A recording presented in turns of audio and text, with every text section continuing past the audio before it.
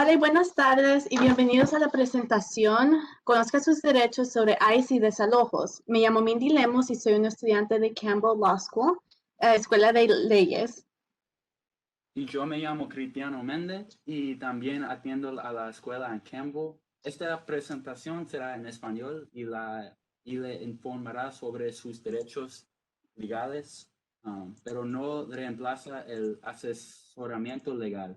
Usted puede ponerse en contacto con un abogado si ha sido arrestado o si cree que sus derechos son violados.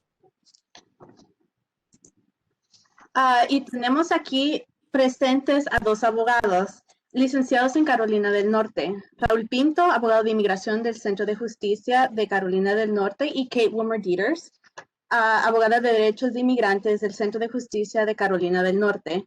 Raúl Pinto hablará sobre sus derechos cuando usted ha sido detenido, interrogado o arrestado por ICE, agentes de inmigración. La abogada Kate Wilmer Dieters hablará sobre sus derechos cuando el propietario quiere desalojarlo.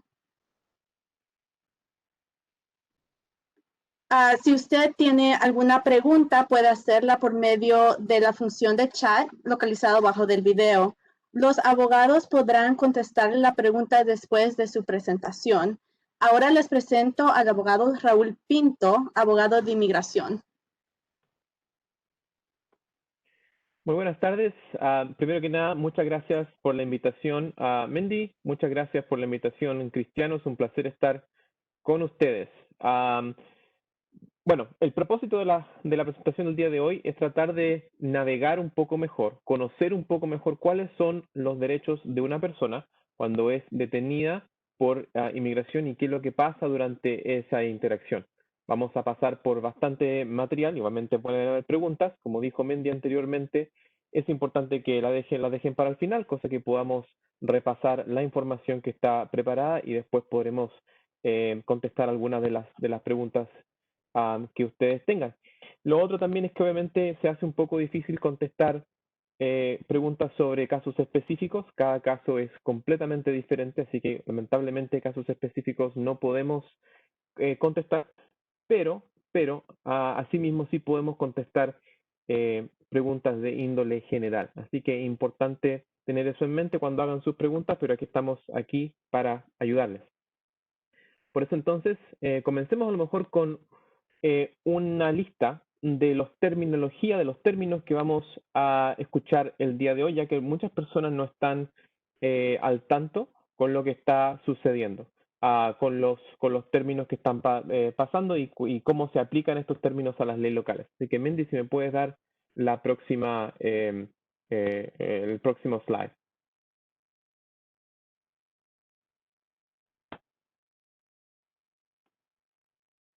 Ok. La primera, entonces, el primer término es básicamente la 287G. Y esa terminología la vamos a escuchar bastante a menudo, ya que la 287G es un programa de inmigración donde una agencia del orden local básicamente deputiza a un oficial para que ese oficial entonces haga las labores de un oficial de inmigración en la localidad. O sea, por ejemplo, si el condado de Wake, donde estamos localizados nosotros, si el condado de Wake entra en un acuerdo de 287G o bajo la parte de la ley 287G, básicamente ellos van a tener un oficial que, a pesar de que es pagado por la oficina del sheriff de Wake County, viene siendo también un oficial de inmigración. Pasan por un entrenamiento, les dan ciertos poderes, ¿ya? Entonces, ahí es donde todas las responsabilidades de ese oficial van a ser de inmigración, y por eso entonces ese oficial viene siendo un oficial de inmigración que puede comenzar entonces un proceso de deportación en esa jurisdicción. Así que por eso es importante tener ese término en mente. Ahora, hay bueno, en realidad hay tres en estos momentos, hay tres modelos de cómo funciona la 287G. La primera es lo que se llama el Field Model. El Field Model lo que hacía es que esos oficiales que tenían poderes de inmigración podían entonces salir a las calles y ejercer esas responsabilidades mientras patrullaban el condado. El segundo modelo, entonces, es el que se dice que es el jail model o el modelo de cárcel, porque básicamente ¿qué es lo que pasaba? Es que el oficial entonces estaba solamente chequeaba el estatus migratorio de personas que habían sido arrestadas. Ojo entonces, y vale la pena recordar que el proceso de deportación entonces podía comenzar en esa jurisdicción cuando la persona había sido arrestada. El tercer modelo, y que lo hemos estado visto ahora últimamente, se han expandido un poco más, es lo que se llama el Warrant Service Model. El Warrant Service Model es básicamente, le da la autoridad a ese oficial que ha pasado de nuevamente por un entrenamiento, a pesar de que el entrenamiento es muy breve. Ese oficial entonces no solamente no puede hacer todas las responsabilidades de un oficial de inmigración, pero sí le puede entregar a la persona un documento que se llama la NTA o Notice to Appear en inglés o la notificación para presentarse en español, que viene básicamente es un papel, un documento muy importante que es el que empieza un proceso de deportación. Y hay varios entonces condados que ya tienen este tipo de programas y que están bajo la 287G. Los voy a nombrar porque vale la pena saber exactamente en dónde están localizados estas agencias. Entonces, Alamance County, Albemarle District Jail, Avery County, Brunswick County, Cabarrus County, Caldwell County, Cleveland County, Duplin County, Gaston County, Henderson County, Lincoln, Nash, Randolph, Rockingham County, Yancey County. Esas son todas las jurisdicciones que tienen este tipo de programa en Carolina del Norte, ¿ya?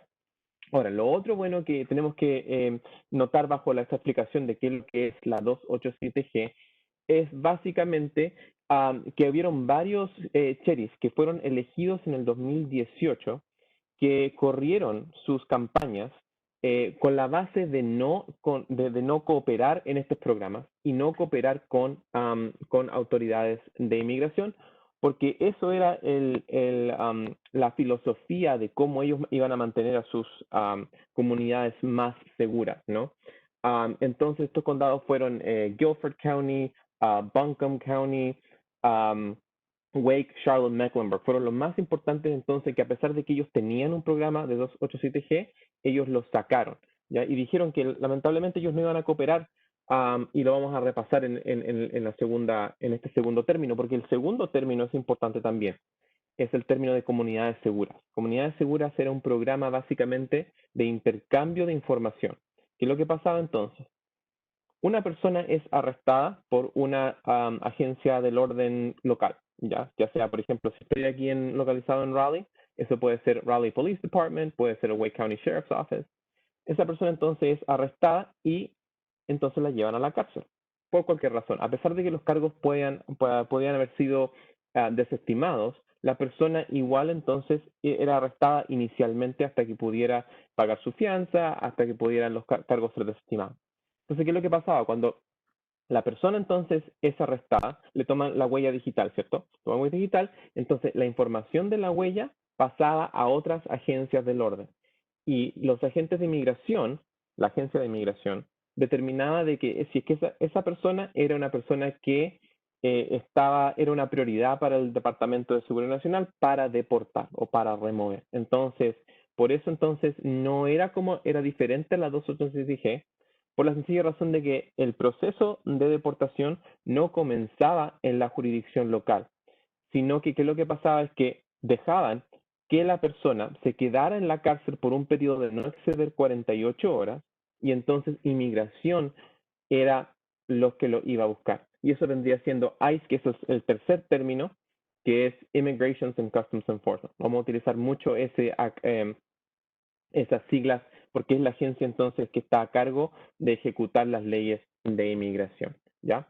Entonces, la 237G, Comunidades Seguras, era un programa que no tenía la misma autoridad, pero que funcionaba de manera similar. Ya explicamos lo que es ICE. Y entonces, ¿cómo funciona el programa de comunidades seguras? Es bajo una petición de detención o lo que se llama, vamos a utilizar el término detainer, ¿ok? La petición de detención entonces era un documento que pasaba de inmigración a la agencia del orden local. sea, era un documento que iba de inmigración a la agencia local para que entonces esa agencia local mantuviera detenida a esa persona por un periodo de no exceder 48 horas, ¿ya? Escuchamos mucho que obviamente que habían detenciones que a pesar de que los cargos habían sido desestimados, a pesar de que la persona que estaba detenida había ya pagado su fianza, la persona entonces seguía detenida por 48 horas y por ende entonces en ciertos casos, cuando ICE no los iba a buscar, algunas veces hasta se excedía esas 48 horas. Así que eso también es importante notar, ese término y cómo estaba funcionando ese término. Entonces, ¿qué es lo que pasó? Los sheriffs de los que nombré anteriormente, Guilford County, Charlotte Mecklenburg, Wake County, decidieron no más. Nosotros no vamos a cooperar. Primero que nada, no vamos a reasignarnos como jurisdicción 287G. Y tampoco vamos a honorar estas detenciones, ¿no? Y lo que habíamos visto mucho en la información que publicaba ICE periódicamente era que estos detainers usualmente iban a personas que, no necesariamente a las personas que habían cometido crímenes más violentos, pero sí a personas, por ejemplo, que habían estado manejando sin licencia. Y como todos sabemos, en Carolina del Norte, lamentablemente, si una persona está indocumentada, no tiene el número de seguro social, lamentablemente no puede obtener una licencia de conducir. Así que entonces por eso este programa termina siendo muy problemático para la comunidad hispana, para la comunidad indocumentada del Estado. El otro término que podemos conversar un poco es el arresto judicial. El arresto judicial es básicamente cuando un juez ha pedido el arresto de una persona porque hay razones de por qué la persona debe ser arrestada, porque ha cometido, obviamente, hay cierta sospecha de que la persona ha cometido un crimen, ¿ya? El otro término, y a la diferencia de cómo funciona entonces el proceso de migración, el proceso de migración funciona con una orden de arresto administrativo, que es un poco diferente, ¿ya? En la orden de arresto administrativo no es necesario de que la orden sea firmada por un juez. O sea, la orden no tiene que ser firmada por alguien que es neutral, sino que la orden administrativa puede ser firmada por un supervisor de ICE. Entonces, ese es el documento que utilizan muchas veces inmigración para poder arrestar a una persona. Y vamos a hablar acerca de cómo se están ejecutando ciertos arrestos. ¿Ok? Y la última terminología que pienso que es importante notar es la orden de cateo. Y que es básicamente si es que, por ejemplo, fueran a llegar la policía, fuera a llegar inmigración a su casa, ¿qué es lo que pueden hacer? O sea, ellos pueden entrar para hacer un cateo, para hacer una búsqueda en mi casa, en mi propiedad, y vamos a conversar de eso. Pero eso es lo otro que tenemos que tener en mente, entonces, es la orden de cateo. Mindy, si me puedes dar el slide anterior, por favor, que se titula ¿Cómo se cruzan la policía con ICE? Mientras Mindy me está tratando de buscar el slide, les puedo decir entonces que ya hablamos un poco de cómo entonces se interactúa ICE con la policía local. Gracias, Mindy. Y es básicamente en el arresto. Okay. Yo, por ejemplo, tengo bastantes clientes que llegan entonces y me preguntan cuál es mi nivel de riesgo. O sea, estoy a riesgo de que me vayan a deportar. ¿Qué pasa si, por ejemplo, estoy en proceso de hacer mis papeles? ¿Me puede arrestar inmigración? Y lamentablemente, en ciertos casos, siempre tengo que decir que el riesgo no es eliminable. A lo que voy, o sea, es que nunca vamos a eliminar el riesgo si es que la persona está indocumentada, lamentablemente. Pero se puede minimizar el riesgo específicamente cuando se evita la interacción entre la policía y el individuo y la persona, ¿ya? Así que esa es la primera manera en que cómo se mezclan las dos personas. Entonces ya hablamos, por ejemplo, de cuando una persona es arrestada, entonces le toman las huellas digitales y esas huellas digitales entonces pasan a inmigración. Inmigración usualmente toma la determinación de que una persona puede ser arrestada en términos de inmigración o no. Así que eso es importante. El otro tema que va relacionado con esto y que siempre nos llegan preguntas es ¿por qué mi abogado defensor, o sea, para los términos criminales estatales, ¿por qué mi abogado defensor me dijo que no pagara la fianza? Y la razón por qué algunas veces esto es recomendable es porque cuando uno paga su fianza, lo más probable es de que ICE llegue y tome custodia de esa persona inmediatamente y los cargos entonces quedan sin definir. O sea, si la persona es tomada por ICE en custodia, lamentablemente esa persona es muy poco probable de que esa persona pueda regresar a la corte, porque usualmente la persona puede que sea deportada, va a estar en detención de inmigración. Entonces, por eso en ciertos casos, los abogados defensores dicen, ¿saben qué? Yo sé que es una situación difícil, yo sé que es una situación en donde nosotros vamos a tener que a lo mejor aguantar un poco tiempo aquí en la cárcel estatal, pero por lo menos vamos a poder resolver los cargos locales, o sea, los cargos criminales estatales, ya sea por desestimación o por un arreglo con los fiscales, ¿ya? Entonces, y después de eso, entonces, usted se iría a inmigración ya por lo menos con los cargos desestimados o con los cargos resueltos. Así que por eso entonces esa táctica sucede después del arresto, ¿ya? La otra manera de cómo se cruzan inmigración con la ley local es en una detención post-condena. Y lo que hemos visto mucho últimamente que son arrestos, ya sea en la cárcel, perdón, en la corte. O sea, si una persona, por ejemplo, recibe cargos y entonces la corte lo cita a esa persona que se presente para resolver los cargos en su contra, hay ciertas posibilidades de que ICE vaya y esté en la corte ese día para arrestar a la persona por cargos también de inmigración. Lo que hemos visto también en ciertos otros casos es que cuando la persona es la corte le da un término que se llama de probatoria o probation el término en inglés. Hemos visto que también, por ejemplo, cuando la persona se va a chequear a su cita de probatoria con los oficiales de probatoria, han habido casos, y es bastante común que hay casos de personas que han sido arrestadas en esa instancia. Um, Lamentablemente hay muy poco que se puede hacer en esas instancias, pero es bueno que se documenten ese tipo de casos para documentar las prácticas que está utilizando ICE en arrestando a las personas. Lo otro entonces es los operativos mixtos, porque a fin de cuentas, ICE es una agencia del orden y va a tratar de ejecutar ciertas leyes, ya sea, por ejemplo, tráfico de drogas, tráfico de personas.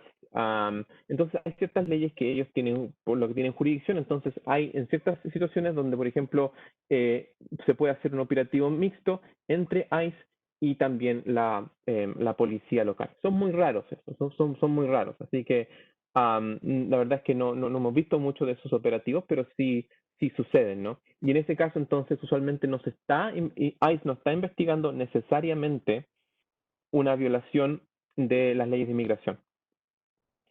Lo más probable es que estén tratando de investigar un crimen diferente, ¿cierto?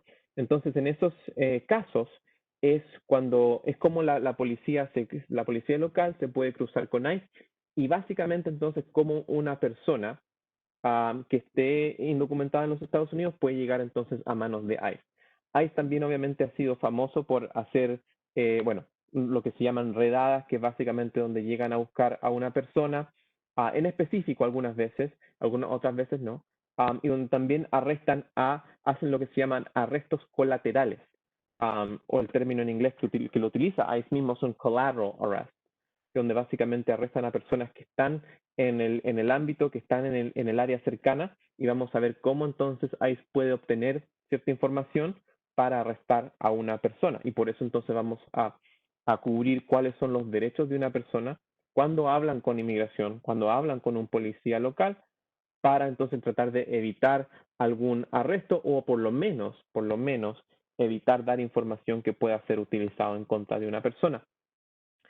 Una de las cosas que es importante tener en mente es que nosotros lamentablemente no tenemos una píldora mágica. O sea, a lo que voy con eso es básicamente nosotros no les podemos decir nada que va automáticamente a arreglar el caso, que va a evitar el arresto, pero sí podemos, lo que estamos discutiendo hoy día, lo que estamos conversando, es que una persona tiene ciertos derechos y que si nosotros ejercemos esos derechos, nos estamos haciendo la vida un poco más fácil cuando viene a defendernos ya en corte y cómo establecer entonces una buena defensa en contra de cualquier arresto, ya sea por una agencia local como también de ICE. Y eso es importante, ejercer esos derechos para también tratar de proteger a otras personas que a lo mejor no sean arrestos colaterales, ¿no? Así que eso también es importante. De nuevo, no hay una píldora mágica, pero esperamos que esta información sea útil, no solamente por tratar de evitar esos arrestos, pero también porque,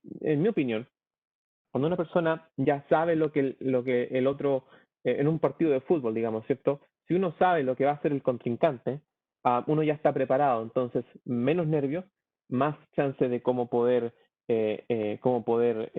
establecer una buena defensa en ese caso, si lo tomamos en ese contexto, ¿no? Así que es sumamente importante y de nuevo les agradezco por estar aquí con nosotros. Mendy, si me puedes pasar al próximo slide. La detención entonces más común que utiliza ICE es básicamente el automóvil, ¿ya? Y aquí lo vamos a hablar entonces, bueno, la detención más común yo diría que, y me voy a corregir un poco porque la detención más común entonces en términos de policía local es el automóvil. Vamos a hablar un poco de si es que ICE tiene la autoridad de detener un automóvil o no, pero vamos a dejarlo eso para el segundo plan. El automóvil es la detención más común por la sencilla razón de que el momento de que una persona se sube a un automóvil, lo más probable es que durante el viaje de, no sé, 15 minutos, 20 minutos, donde uno va de su trabajo a la tienda, al supermercado, a la iglesia, a cualquier otro lugar, va a romper casi 2 o 3 leyes de tránsito. Es casi inevitable. Aunque uno sea el mejor conductor del mundo, siempre va a tener a romper esas leyes. Y si lo vemos de una manera, por ejemplo, si yo salgo aquí afuera de mi casa, el límite de velocidad es 25 millas por hora. Y les puedo contar que las veces que yo he ido a 25 millas por hora es muy, muy raro. Casi siempre voy a 35, casi a 40 y no voy a admitir si es que te voy a más fuerte. Pero les puedo decir básicamente que es casi imposible ir casi siempre al límite de la velocidad, ¿no? Entonces, ¿por qué eso es tan común? Bueno, y otra pregunta que me llega muy a menudo es porque algunas veces, por ejemplo, me han llegado personas que me preguntan, en California o en otro estado, en Washington, la policía no me puede pasar un ticket si es que yo voy a menos de 9 millas por arriba del límite de la velocidad. Bueno, yo soy abogado de Carolina del Norte y soy también abogado en Nueva York. Y les puedo decir que en estas dos jurisdicciones, si usted va por arriba de 1 milla, la policía lo puede pasar un ticket. Básicamente está violando la ley. Y vamos a hablar en el cuarto punto de por qué entonces esas personas piensan que no les pueden pasar tickets si es que van bajo de 9 millas por arriba del límite, ¿no? Pero el primer punto habla lo que se llama de razón probable, causa probable, y lo podemos definir como esto, ¿no? La policía entonces siempre necesita una razón para detener a una persona. Simple y sencillamente una razón para detener a una persona, ¿ya? Pero si es que vamos en un automóvil, es sumamente importante y es aquí como el primer punto se interlaza con el tercer punto, ¿ok? Porque entonces, cuando hay una violación de tránsito, yo le estoy dando la razón a un oficial de la ley para detenerme. Porque lo que necesitan es una razón probable, no que yo he cometido un crimen, sino que la razón probable que yo he violado una ley. Y si yo voy por arriba, entonces, 1 milla por arriba del límite, estoy violando la ley. Si yo no tengo mi cinturón de seguridad puesto, estoy violando la ley. Y muchas personas preguntan, bueno, si no tengo licencia, obviamente también estoy violando la ley. Y la pregunta, la subsecuente, es cómo el oficial sabe de que estoy violando la ley o cómo el oficial sabría de que yo no tengo licencia. En ciertos casos es muy fácil. Por ejemplo, la placa de mi automóvil es un récord público, ¿ya? Y como todos sabemos, si yo tengo una placa de mi automóvil, está bajo mi registración, está bajo mi nombre. Entonces la policía puede ver a quién está registrado ese automóvil y si la persona entonces tiene licencia o no. Si la persona no tiene licencia, pues entonces tiene la razón para detener. ¿Cuál es la segunda manera? Muchas personas me dicen, por ejemplo, bueno, a mí me detuvieron anteriormente y yo no tenía licencia. Usualmente eso también le puede dar la razón al oficial para detenerlo una segunda vez, para entonces chequear si es que esa persona pudo obtener una licencia o no. Muy, muy lamentable. Lamentablemente las personas, como dijimos anteriormente, las personas indocumentadas no pueden obtener una licencia en Carolina del Norte y por eso entonces ese remedio no se puede tomar. Por ende, entonces la persona sigue siendo detenida. ¿Okay? Así que eso es importante saberlo. ¿Y por qué entonces la policía detiene a muchas personas, a millones de personas anualmente bajo esta razón probable, o probable cause en inglés? Pero hay también un nivel un poco más bajo, que es una sospecha razonable. Si lo vemos en términos de escalones, entonces la razón probable es el escalón más alto. La sospecha razonable viene siendo un escalón un poco más bajo. Básicamente los oficiales necesitan una sospecha articulable. ¿Y qué es lo que se dice eso? Básicamente, si ellos pueden decir razonablemente que ellos tienen alguna sospecha de que el automóvil ha estado involucrado en algún tipo de crimen, ¿cierto? Pues entonces en ese sentido ahí le está dando la razón al oficial para por lo menos comenzar una investigación. Y si es que tienen esa sospecha, la policía entonces pueden investigar si es que hay algo más ahí. O si es que ellos con su investigación, con su interrogación, pueden entonces desarrollar una razón probable. O sea, empiezan en el escalón más bajo y suben un escalón entonces cuando sucede la interrogación, cuando sucede la investigación. Les puedo dar un ejemplo. Si yo soy un peatón y estoy caminando por el centro de Raleigh, estoy justamente al frente de una joyería. Tengo una parca o un chaleco o un abrigo bastante grande, pero hacen 100 grados afuera, es verano, está muy lindo afuera como está el día de hoy, ¿no? ¿Cierto? Y estoy caminando por al frente de la joyería y veo y pasa un policía y veo que a lo mejor tengo un paquete por debajo del brazo o que tengo un bulto por debajo del brazo. Hay ciertos factores entonces que comienza a tomar en consideración la policía para comenzar una indagación. Entonces, esa es la sospecha que puede tener el policía para detenerme y para pedirme que me identifique. Entonces, el policía puede hacer ciertas preguntas bajo esa sospecha razonable.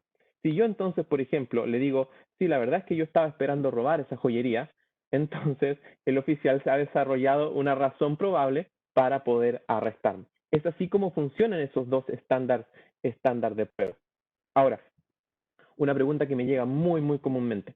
Siempre me dicen, en el estado de Carolina del Norte, yo tengo la obligación de identificarme si un policía me pide mi licencia o si me pide identificación. Y la verdad es que si es que yo soy un peatón, no hay una ley específica que diga que yo tengo la obligación de identificarme en frente de un policía. ¿Okay? O sea, yo no estoy obligado a mostrarle mi licencia, a mostrarle mis documentos, ¿ya? Pero como ustedes pueden ver, la sospecha razonable es un estándar bastante bajo. Entonces, si ellos tienen una sospecha, ellos pueden entonces comenzar a hacerme preguntas, ¿ya? Así que entonces eso es así como funciona la sospecha razonable y la razón probable. Y lo último entonces que podemos hablar es la discreción policial, que es básicamente, por ejemplo, si yo, como estábamos hablando anteriormente, si yo voy, si el límite de velocidad aquí afuera de mi casa es 25 y yo voy a 30, queda la discreción del oficial de la policía si es que me va a detener, si es que me va a pasar un ticket. Me puede dar una advertencia, me puede decir que no maneje más sobre la velocidad, como también me puede pasar un ticket. Pero esa es la opción que tiene el oficial de la policía. Al igual entonces, por ejemplo, si es que yo estoy caminando y hay ciertos, por ejemplo, preguntas que el oficial me quiere hacer, ¿no?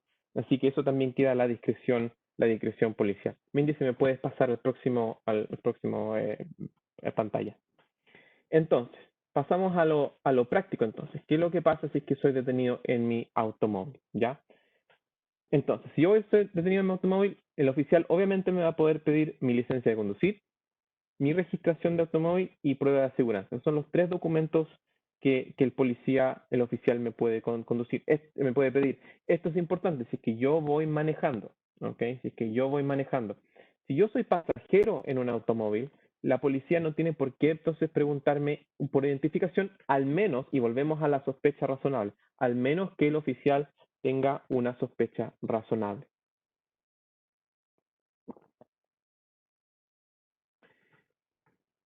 Vamos al segundo punto entonces, que dice que la policía local no me debería entonces preguntar por estatus migratorio. Y eso es bastante importante tener en mente. O sea, si yo estoy detenido, ha sido detenido por Raleigh Police Department, ¿ya? Ellos no me deberían estar preguntando ni por pasaporte, ni por si tengo una green card, ni por si acaso si tengo permiso de trabajo, si es que tengo TPS. No me pueden hacer ese tipo de preguntas. Digamos de otra manera, no me deberían hacer ese tipo de preguntas, ¿ok? Ellos me pueden hacer esas preguntas, igual como yo puedo salir de mi casa y a la primera persona que yo vea fuera de mi casa puedo preguntarle, oiga, ¿usted tiene green card? Y la persona me va a decir, no tengo ninguna razón de por qué responderte esa pregunta, esto es algo privado, no tengo ninguna razón de por qué responder, yo tengo el mismo derecho, porque el oficial entonces puede preguntarle, pero yo me puedo entonces rehusar a contestar, y ese es entonces la primera frase de oro, ¿no? Si es que tengo el derecho a mantenerme en silencio, y el derecho de mantenerse en silencio es bastante importante porque todos lo hemos visto en las películas, ¿cierto? Si vemos películas de policía, si vemos películas de leyes, ¿cierto? Todo lo que se diga en frente de un oficial puede ser utilizado en su contra. Eso es uno de los principios primordiales de lo que se llama el Miranda Warning, que es básicamente los derechos de una persona que un oficial está obligado a decirle cuando la persona es arrestada. Y ahí vamos a hablar acerca de la diferencia entre un arresto y una detención. ¿Ok? Así que entonces mantener silencio es sumamente importante, ¿ya? Una de las cosas entonces más, digamos, que a las personas la ponen nerviosa es cómo el oficial entonces conduce la investigación, ¿cierto? Usualmente, el oficial entonces me va a pedir que mantenga las manos en el volante, ¿cierto? Me va a pedir entonces mis documentos. Siempre lo recomendable es que el oficial pueda ver mis manos o avisarle dónde están mis manos al oficial para que no haya una situación de nerviosismo. Y entonces el oficial usualmente lo que hace es toma mis documentos, regresa a la patrulla, hace el chequeo debido y toma la acción que va a tomar, ¿ya? En ciertos casos el oficial sí tiene el derecho a preguntarme que yo salga del automóvil. En ciertos casos puede hacerme un registro de mi persona para asegurarse que yo no estoy armado. En ciertos casos no lo van a hacer, pero sí tiene el derecho de hacerlo, ¿ok? Es básicamente una práctica policial que es utilizada aquí en Carolina del Norte y en otros estados también. Y ahora entonces, aquí es donde viene lo del millón básicamente, ¿cierto? Cuando un oficial tiene una sospecha de que hay algo raro en el automóvil, ¿ya? Hay dos cosas que el oficial puede hacer. Cuando el oficial entonces tiene una sospecha razonable, ¿cierto? El oficial como que sabe que hay algo ahí, pero no ha terminado la investigación. Así que entonces, ¿qué es lo que hace? Bueno, yo quiero asegurarme si es que la persona está cometiendo un crimen. Entonces yo, como oficial, le voy a pedir a la persona que va manejando en su coche si es que yo puedo hacer un registro del automóvil, si es que yo puedo hacerle un cateo al automóvil. Ese cateo entonces va a ser para buscar evidencia de algún crimen y lo vemos muy, muy comúnmente cuando tiene que ver con registros de drogas. Ejemplo, si el oficial cree que a lo mejor huele un poco de marihuana en el automóvil, ¿cierto? El oficial puede entonces pedirle que la persona diga que sí o no, o que le dé permiso para que registren el automóvil. Usualmente porque la persona está un poco nerviosa, quiere comprobar que la cooperación con el oficial, que le va a ir bien con ese sentido, la persona va y dice que sí. ¿Cierto? Yo doy permiso para que el oficial registre mi automóvil. Así que eso es importante entonces que la persona siempre tiene el derecho de decir que no. Y específicamente si es que hay algo raro en el automóvil, lo bueno es que diga que no, obviamente, ¿cierto? Lo importante y por qué es importante decir que no es porque entonces la persona establece buenas prácticas policiales, ¿no? Porque entonces, ¿qué es lo que pasa? Los oficiales no tienen una sospecha completa, no tienen esa causa probable más alta, sino que tienen algo más, una sospecha más baja, y quieren entonces ver si es que los puede, esa pequeña investigación los va a llegar a ese registro más alto. En muchos casos hemos visto que donde se pide el consentimiento, esa investigación no llega a nada. Así que por eso es importante entonces mantener la calma, y eso va al último punto, y tener en mente que la persona siempre tiene el derecho de decir que no están dando el consentimiento o que no le están dando permiso para que hagan esa búsqueda. Ahora, hay bastantes tácticas policiales que son utilizadas, que por ejemplo a la persona lo presionan un poco y dicen, bueno, si usted no da su permiso, pues vamos a estar aquí por mucho rato y vamos a traer los perros y vamos a hacerle que caminen por alrededor del auto, y ahí entonces nos van a dar la causa probable para que entonces podamos arrestarlo. Entonces ahí entonces la persona como que da un poco y dice, bueno, ya hagan el registro del automóvil, ¿no? Es importante siempre ser asertivo y decir siempre no. Si ustedes no están dando el permiso, decirles que no. Y ese es el derecho que ustedes tienen, ¿no? Y si la policía quiere llegar a ese nivel más alto de pruebas que necesitan para efectuar un arresto, pues entonces es ahí donde la persona tiene que ejercer su derecho. Méndez, si me puedes dar la próxima pantalla. Y si me detienen caminando, ¿qué hago? ¿Qué hago si yo estoy, por ejemplo, salgo de mi casa, voy caminando y la policía me llega a hacer preguntas? De nuevo, y esto vale la pena repetirlo, ¿no? El oficial necesita una sospecha razonable para poder detenerme y comenzar a interrogarme. La policía en ese sentido es como cualquier otra persona. Y vale la pena entonces aquí decir que ICE funciona de la misma manera. ICE es muy, muy raro que ICE, por ejemplo, llegue a la casa, y vamos a hablar del hogar en unos minutos más, pero ICE usualmente va a tratar de ejecutar su orden de arresto administrativo, lo va a tratar de ejecutar mientras la persona está fuera de su hogar. Entonces, estas reglas sí funcionan con ICE. El oficial entonces, ya sea de ICE o por policía local, va a necesitar entonces una sospecha razonable para detener a una persona y para hacerle ciertas preguntas. En ICE funciona de esta manera porque ICE usualmente tiene un papel con ciertas fotos, ¿ya? Entonces, ¿qué es lo que pasa? Es que entonces ahí esa foto, si que usted es parecido a esa foto, le está dando una sospecha a inmigración para hacer esa interrogación, ¿no? De nuevo, la persona siempre tiene el derecho a mantenerse en silencio, y después vamos a hablar entonces también del derecho a pedir a un abogado, entonces, ¿cierto? ¿Qué es lo que hace los oficiales también del orden? Empiezan esa interrogación, y de nuevo, yo no tengo la obligación de hablar con ellos. Y entonces la pregunta que yo les puedo hacer a oficiales de inmigración, que yo les puedo hacer a la policía es, ¿tengo la libertad de irme? ¿Puedo irme? En inglés, am I free to leave? Am I free to go? Porque si la policía entonces dice que no, que yo no estoy libre de irme, entonces eso ya ha pasado de una detención breve a un arresto. Y el arresto entonces lleva a derechos adicionales. Y la policía local tiene la obligación entonces de decirme cuáles son mis derechos cuando ya ha ejecutado un arresto. O sea, cuando ya han hecho una muestra de autoridad donde yo no puedo salir, donde yo no puedo irme. Entonces, si ustedes, por ejemplo, se les aproxima un policía, se les aproxima inmigración, y ustedes dicen, no les voy a responder ninguna pregunta, y ustedes le pueden preguntar, ¿tengo la libertad de irme? Y si ustedes dicen no, pues entonces ahí es donde están, donde ellos entonces tienen que tratar de desarrollar una sospecha razonable para poder ejecutar el arresto. Entonces, por eso es importante mantener el silencio durante esas interacciones. Y ahí entonces uno puede decir, lamentablemente yo no les voy a responder ninguna pregunta sin un abogado.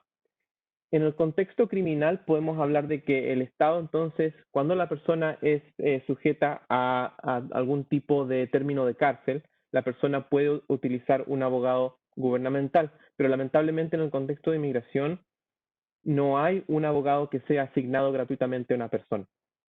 La persona tiene que contratar su propio abogado, y bueno, hay varias organizaciones sin fines de lucro, como el Centro de Justicia, por ejemplo, que defiende a personas que han sido arrestadas por inmigración, no en el contexto criminal, pero en inmigración, ¿no? Pero entonces la persona está obligada a un abogado por su propia cuenta, básicamente, ¿no?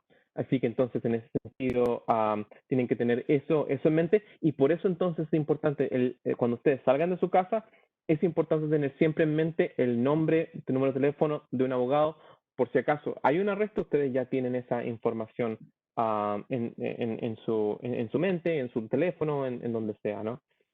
Tener en mente también que algunas veces, por ejemplo, los oficiales de inmigración o oficiales de la policía local pueden confiscar su teléfono y puede que no tenga acceso a esa información inmediatamente. Así que también es bueno tener eso en mente, ¿no? Así que entonces, eso también, esos consejos también, por ejemplo, aplican si yo estoy siendo detenido como pasajero en un automóvil. ¿Y qué es lo que hace entonces ICE? ¿Qué es lo que hace los oficiales de inmigración? Me pueden preguntar, por ejemplo, oiga, ¿usted tiene papeles? Y bien así, bien informalmente, ¿no? Sin tener que identificarse que ellos son de inmigración, sin tener que decir exactamente el por qué le están haciendo esa pregunta. Ellos pueden hacer eso y cuando la persona ya responde que sí, ahí es que entonces ya le están dando esa sospecha a inmigración, esa razón para que la persona sea arrestada, ¿no?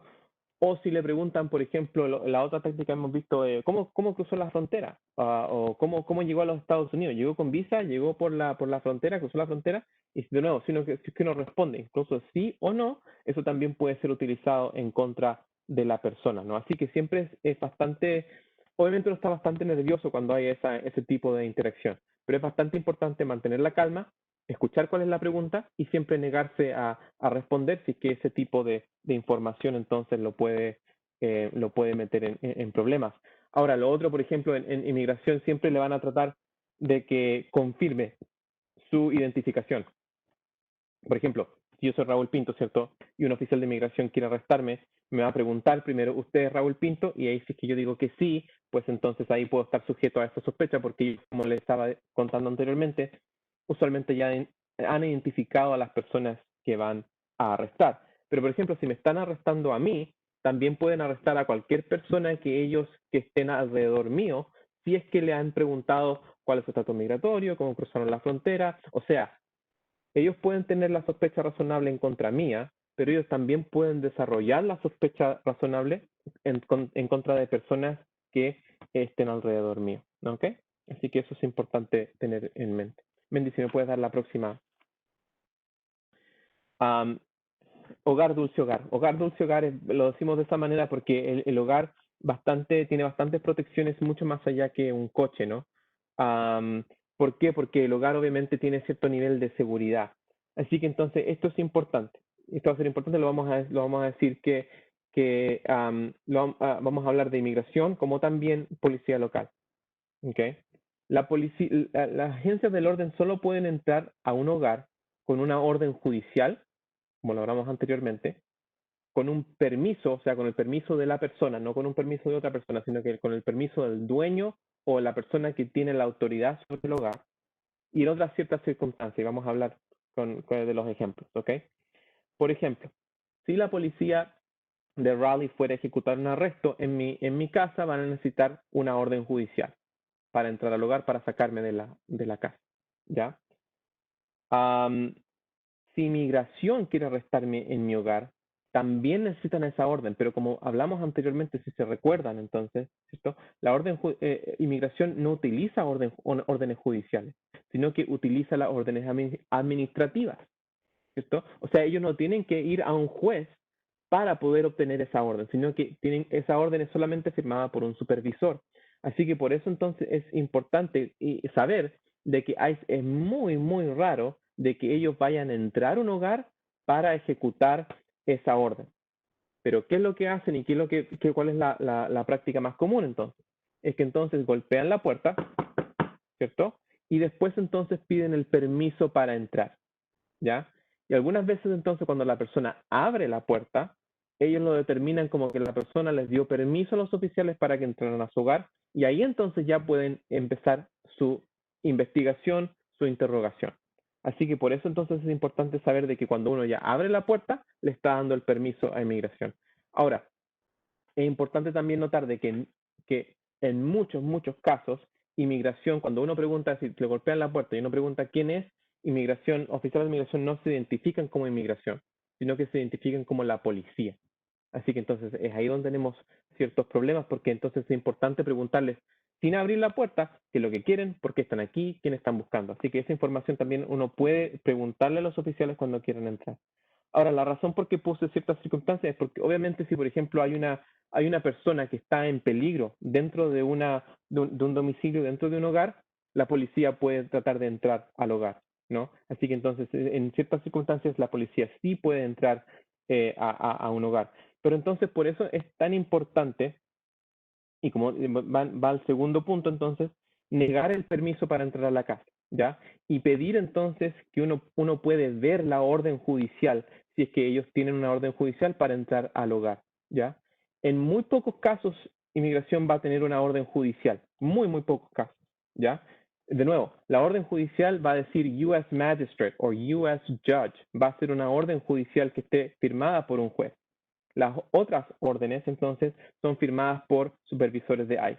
Entonces, si les fuera a llegar la policía y les dicen tenemos una orden para entrar a su hogar, ustedes pueden pedir que les muestren esa orden por la ventana, por debajo de la puerta, para asegurarse entonces de que ICE no pueda entrar.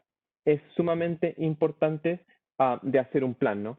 Bueno, si la persona entonces, ¿qué es lo que va a pasar? Los oficiales puede que a lo mejor esperen afuera del hogar, es posible que los oficiales se vayan a su automóvil y los traten de arrestar afuera, en las afueras, ¿no? Mientras la persona se sube a su automóvil.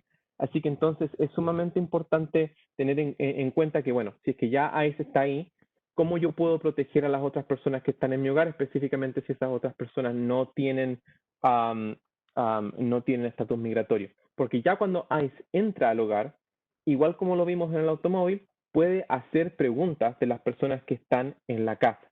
O sea, les pueden hacer las mismas preguntas que hablamos anteriormente. ¿Tiene papeles?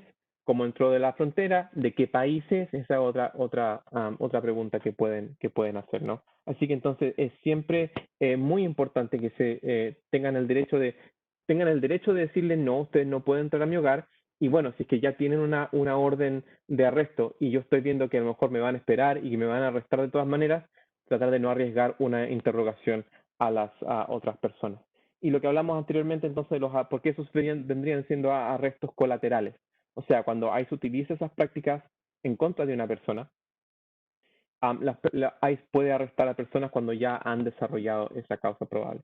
No así, por ejemplo, entonces el automóvil, ¿no? Como dijimos anteriormente, el automóvil es menos sagrado, digamos. Tengo menos protección en mi automóvil. Y en sí, por ejemplo, hemos visto casos donde ICE ha detenido, por ejemplo, automóviles a personas que están manejando, que han sido ciudadanos americanos, que han sido residentes, que han sido portadores de TPS, ¿no? Y que entonces cuando están buscando a una persona, usualmente le piden a la persona que se salga del automóvil, ¿no? Y hemos visto en ciertos casos donde ICE ha utilizado cierto nivel de fuerza para tratar de sacar a esa persona. Eso depende mucho de las circunstancias, ¿no? Depende mucho de lo que sucede, de los hechos y cómo entonces la persona se negó, a qué tipo de fuerza utilizó ICE para tratar de extraer a esa persona del automóvil. Si nos vamos entonces al último slide, para conversar acerca de otros lugares protegidos. Y esto es importante, yo creo, vamos a ir rápido por estos tres partes. Estos son lo que se llama localidades o lugares sensibles, que vienen siendo iglesias, escuelas y lugares de servicios médicos, donde ICE no es una ley que proteja estos lugares, sino que más específicamente es una póliza de inmigración. Entonces, por eso no está garantizado de que ellos no tomen acciones para ejecutar la ley en estos lugares, pero sí lo hemos visto muy, muy raro ha sido que vemos agentes de inmigración en este tipo de lugares. Y la razón por qué las iglesias son importantes es porque obviamente es el movimiento santuario, ¿no? Donde ciertas iglesias han puesto sus altares, sus edificios para poder proteger a personas que están en un poco más de alto riesgo de que inmigración ejecute una orden de deportación. Así que entonces esos lugares son importantes, a pesar de nuevo no hay una garantía de que la persona no va a ser detenida, pero sí hay cierto nivel de protección en esos sentidos.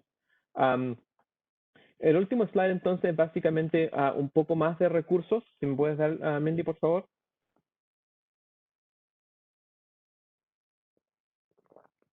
Ahí está nuestro website del Centro de Justicia, ncjustice.org. Y también entonces otro website desarrollado por el Centro de Justicia que es pickedupnc.org, donde hay más información acerca de sus derechos cuando viene a la interacción con oficiales de inmigración, como también explica un poco mejor el proceso de qué es lo que pasa cuando una persona entonces es arrestada por la policía local y cómo entonces finalmente termina en una detención de inmigración. Muchas personas entonces que pasan por ese proceso terminan en el centro de detenciones en Georgia, ya sea en Stewart, si es que son varones, mujeres usualmente terminan en el centro de detención de Irwin, y entonces qué es lo que pasa y cómo en ciertos casos se puede pedir una fianza, cómo se paga la fianza, cómo se devuelve esa fianza, así que tiene bastante información acerca de cómo funciona el proceso de inmigración en ese sentido. Así que ojalá que visiten esa página web, es bastante accesible en teléfonos celulares, en sus computadores, en su casa, así que bienvenido a que chequeen esa información. Y con eso entonces concluyo y ojalá que tengan preguntas que podemos contestar. Sí, o sea, cuando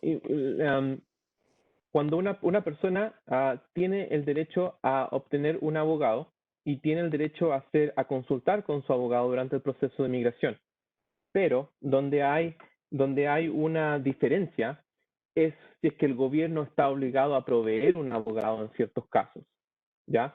En el contexto criminal, entonces, sí hay una obligación de que el gobierno le provea a una persona con un abogado gratuitamente, por eso está establecida el sistema de los defensores públicos, ¿no?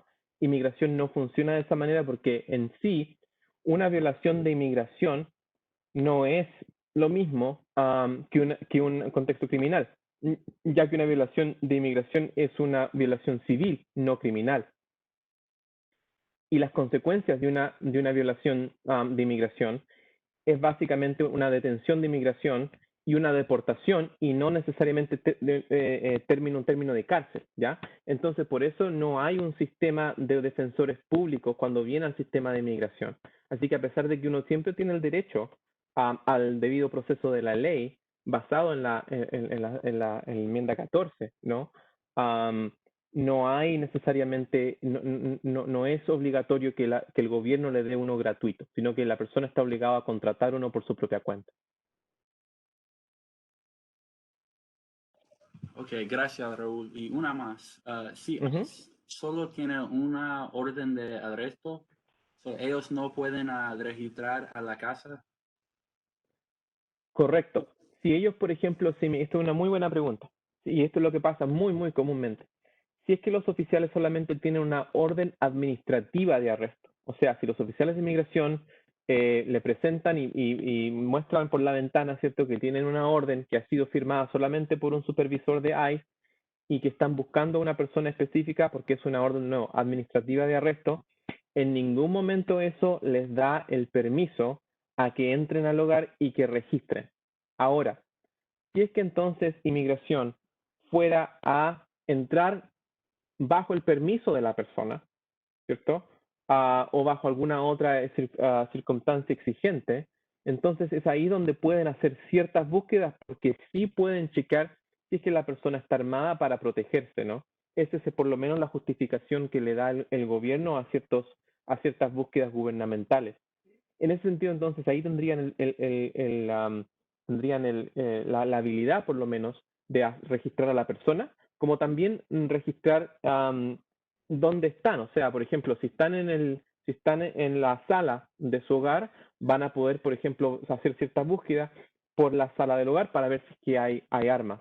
Pero está limitado a ese contexto. Por ejemplo, no pueden ir a buscar y abrir cajones por papeles o por algún tipo de evidencia de otros crímenes. Así que usualmente entonces no le da la autoridad para poder hacer un registro de la casa, pero pasa en ciertas circunstancias. Bueno, perfecto, muchas gracias. Tengo aquí una pregunta que dice, ¿puede la gente grabar su interacción con ICE? También, muy buena pregunta. La ley no está 100% definida acerca de un derecho exclusivo de poder grabar una interacción con ICE. ¿Ok? O sea, si yo soy, por ejemplo, una persona que estoy viendo qué es lo que está haciendo con ICE arrestando a una persona, no está 100% definido. Han habido bastante litigación, diferentes casos en cortes donde sí se ha reconocido el derecho a grabar una persona.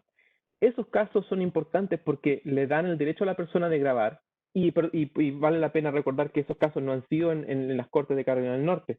Por ende, entonces, la persona usualmente tiene el derecho de grabar siempre y cuando no esté obstaculizando la operación de inmigración. Ejemplo, si yo, por ejemplo, salgo afuera de mi casa y veo que ICE está arrestando a alguien, con tal de que yo esté a una distancia que sea segura y no esté interfiriendo con el operativo de ICE, pienso yo que tengo todo el derecho de grabar esa interacción. ¿Ya? Ahora, si yo entonces si me acerco y si estoy a una distancia que no es una distancia segura, ahí los oficiales entonces van a poder tratar de restringir ese derecho. Lo mismo también entonces, por ejemplo, si es que yo soy la persona que estoy siendo arrestada. Si a mí me están arrestando, yo también puedo grabar la interacción con ICE, pero en ciertas circunstancias los oficiales van a poder entonces confiscar mi teléfono porque van a querer ver si es que hay algún tipo de comunicación con alguna otra persona. Todo depende de qué tan seguro se sienta el oficial, ¿no? Y hemos visto casos entonces donde los oficiales han confiscado el teléfono, porque obviamente muchas personas utilizan el teléfono ahora para grabar, ¿no? Donde los han confiscado y, por ejemplo, han visto su información o los videos que han grabado han sido borrados, ¿no? Así que entonces en esas circunstancias sí, lo que puedo decir es que sí se puede grabar y la persona tiene el derecho de grabar, pero han habido casos donde eso ha sido limitado.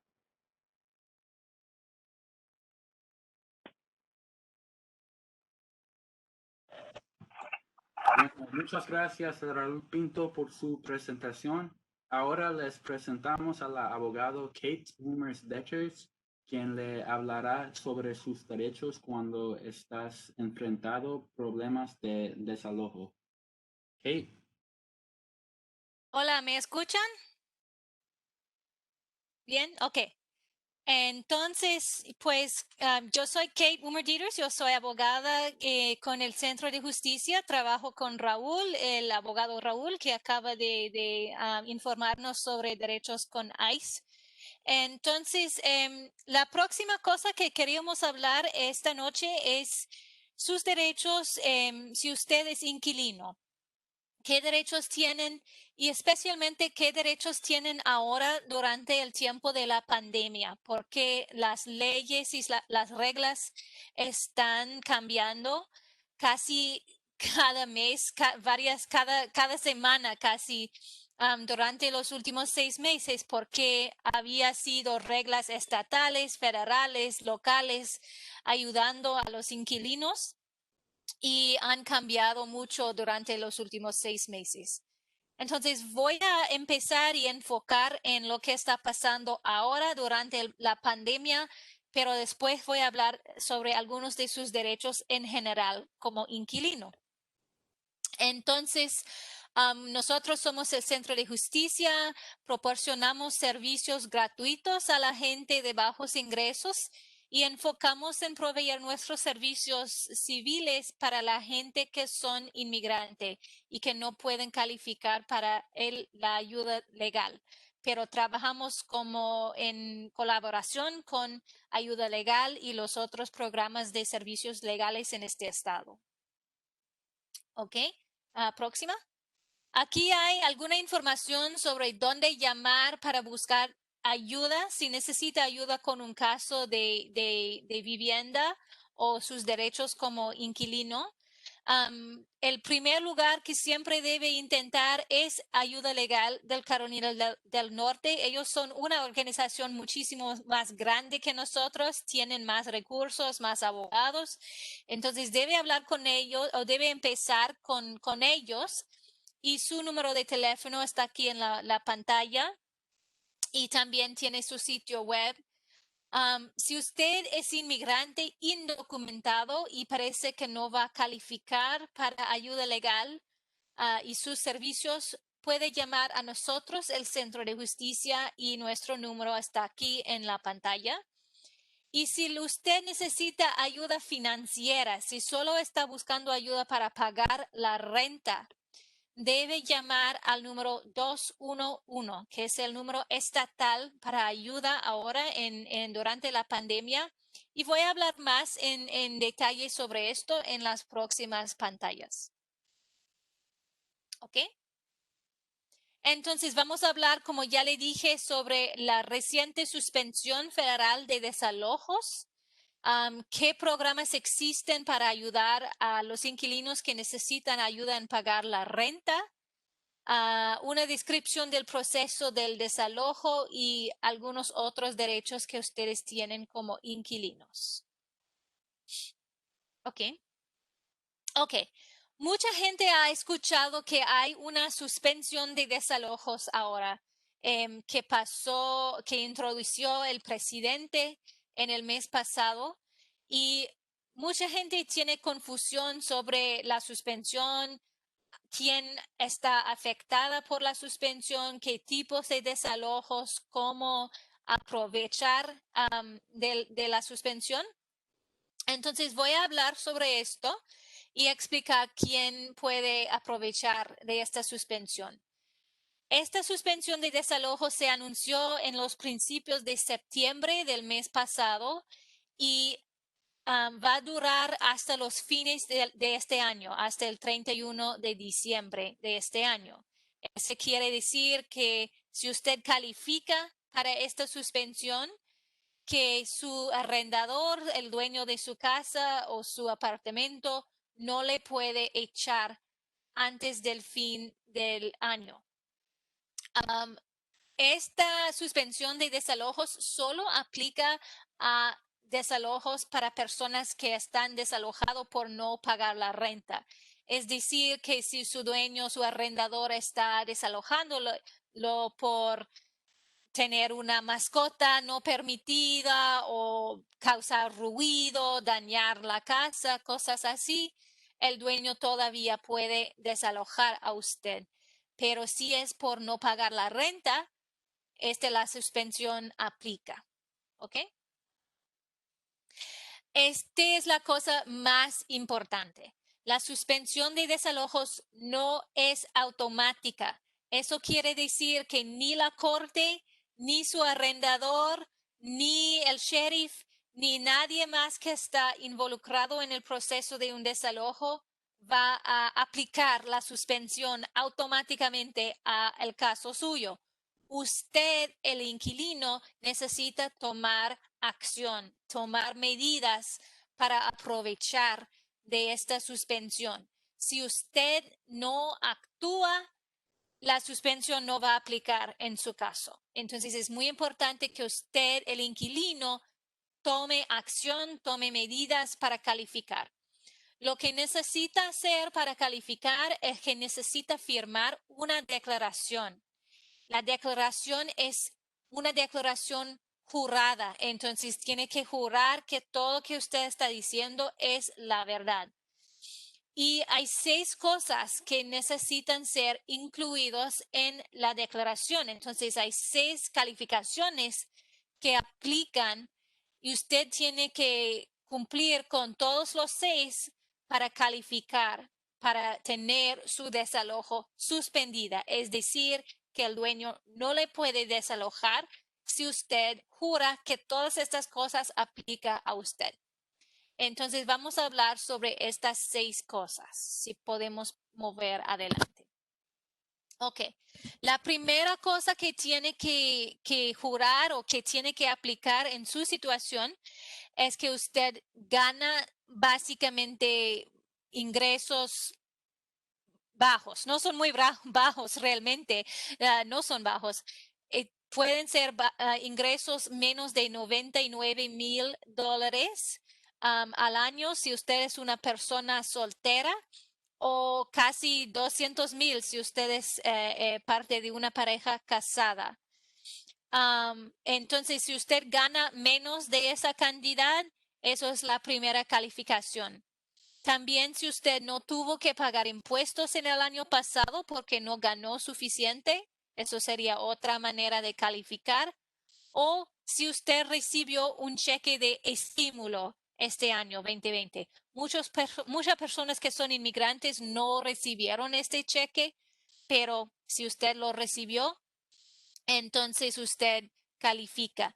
Entonces tiene que ser uno de estos tres. O ganaron, va a ganar menos de 99,000 este año, o no ganaron suficiente en el año pasado para pagar impuestos, o recibió un cheque de estímulo. ¿Ok? La segunda calificación que tiene con que tiene que cumplir para calificar es su situación económica. Usted tiene que mostrar que uno de estas estas cuatro cosas aplica a usted, a su situación. Puede ser que usted ha perdido ingresos sustanciales en su familia recientemente, no dice cuándo, pero recientemente que han perdido ingresos. Segundo, que ha perdido horas de su trabajo o salarios. Tercero, que lo han despedido, su compañía o su trabajo lo han despedido. Y no puede ser un despido por culpa de usted. Entonces, si ellos le despidieron porque usted quebró una regla, algo así, eso no aplica. Pero si le despidieron porque no había trabajo, ellos no podían seguir empleándolo, por eso, eso califica. O el número cuatro, que usted ha tenido gastos médicos extraordinarios y que no estuvieron cubiertos por el seguro médico. Es decir, que han tenido un montón de biles médicos. Si uno de estas cosas aplica en su situación, básicamente ha tenido un efecto económico en el año pasado, ha perdido horas, ha perdido dinero, salarios. Entonces, esto es la segunda calificación para la suspensión de desalojos. Ok, la tercera calificación es que usted tiene que jurar que ha tenido problemas en pagar la renta. Entonces, no puede pagar su renta en total o no puede pagar cualquier pago que tiene para su casa, que no lo puede pagar. Si esto es su situación, esa es la tercera calificación para la suspensión de desalojos. ¿Ok? El número 4 es que usted ha hecho esfuerzos para pagar lo que puede en su renta. Es decir, que han pagado pagos parciales, $100, $200 o cualquier cantidad que usted podía pagar durante los meses recientes.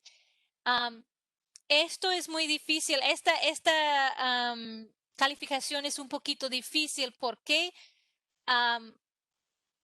por ejemplo, yo hablé con una mujer que tenía su carro, estaba descompuesto y tenía que pagar mucho dinero para su carro.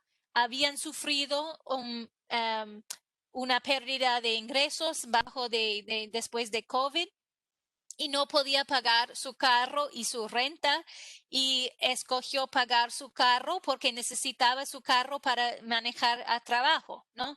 Entonces pagó para su carro, pero no podía pagar para la renta. Entonces, sí, pero ella hizo lo que pudo para pagar su renta, pero era muy poco.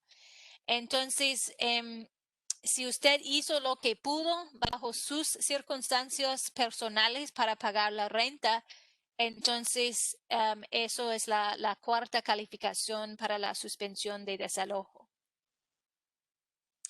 El número 5 es que usted ha buscado ayuda del gobierno para pagar la renta. Y vamos a hablar en las próximas pantallas sobre dónde buscar esta ayuda y cómo buscar esta ayuda. Pero usted tiene que jurar que ha intentado, que ha buscado ayuda para pagar la renta. Y hay varios recursos, varios fondos que existen para los inquilinos ahora.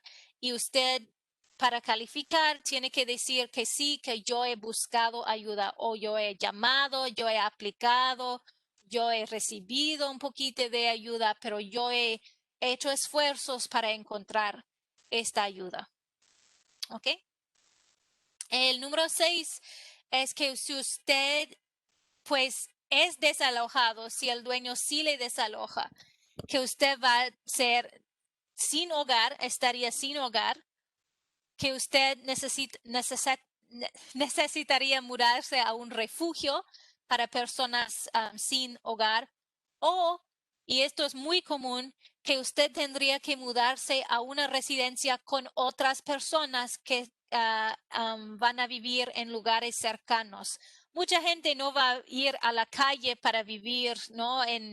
Bajo las estrellas, pero van a vivir con su familia, sus amigos, sus vecinos, alguien más que le va a invitarle a vivir en su casa con ellos.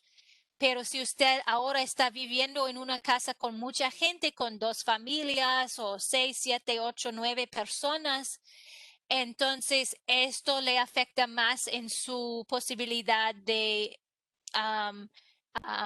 tener contacto con el virus, ¿no? El coronavirus.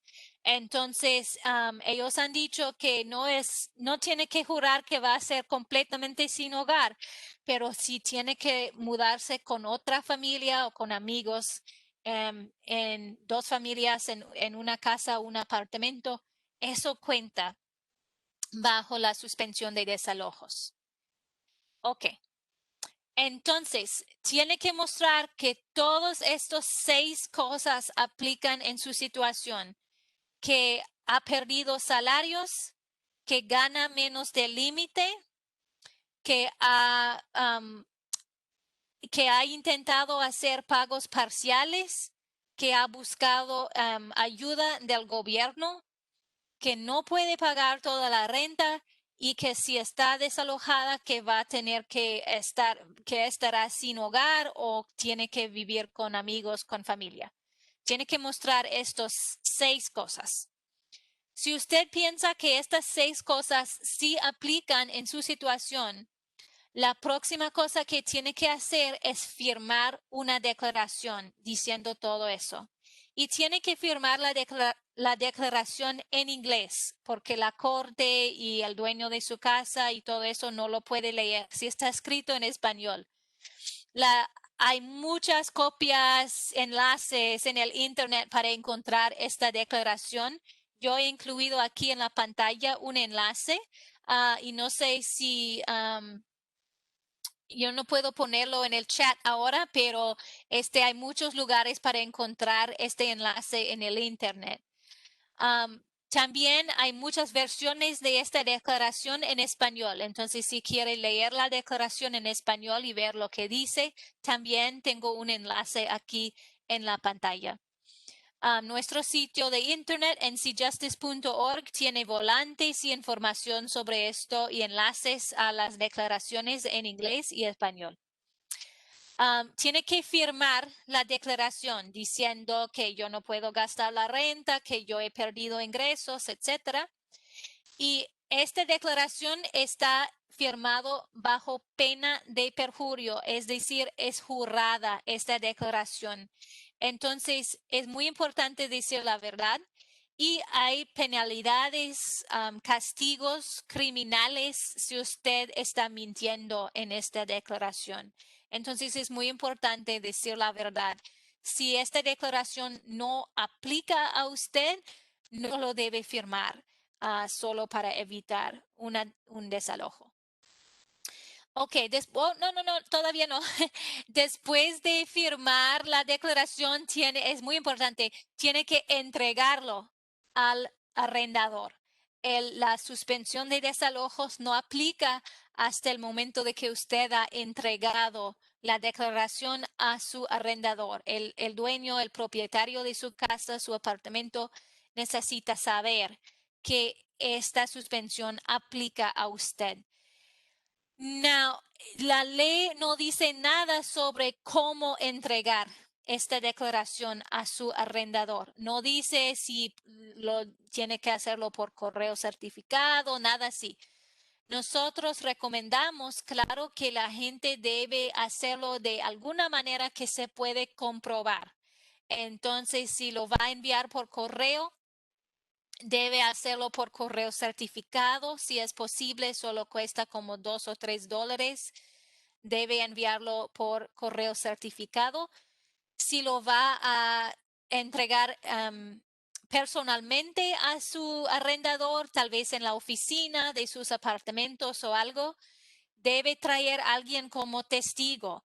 Puede ser un vecino, puede ser alguien de su iglesia, de su centro comunitario, de un amigo, pero debe traer a alguien para ser testigo, para decir que sí, que esa persona sí entregó la declaración. Puede enviarlo por correo electrónico. Si el dueño de su casa, de su apartamento, tiene correo electrónico, o al final puede traerlo a la corte. Entonces, si tiene una cita, una audiencia de desalojo, puede traer la declaración en persona a la corte y darlo al arrendador allí en frente del juez. Después de entregar la declaración a su arrendador, lo debe guardar una copia para sus archivos. ¿Ok? Ok. Ya estoy lista. Ok. Entonces, si ya está, mucha gente dice, pues, ¿qué pasa? Porque ya estoy en proceso de desalojo, ya me envió los papeles, ya tengo una cita, etcétera. Si eso pasa, no es demasiado tarde, todavía tiene tiempo para aprovechar de esta suspensión de desalojo.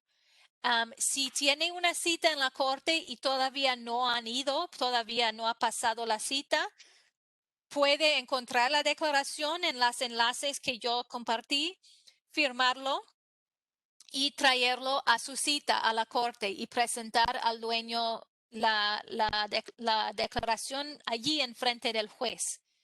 Si usted hace esto, el juez debe decir que ahora el desalojo no puede seguir adelante porque ellos han presentado la declaración.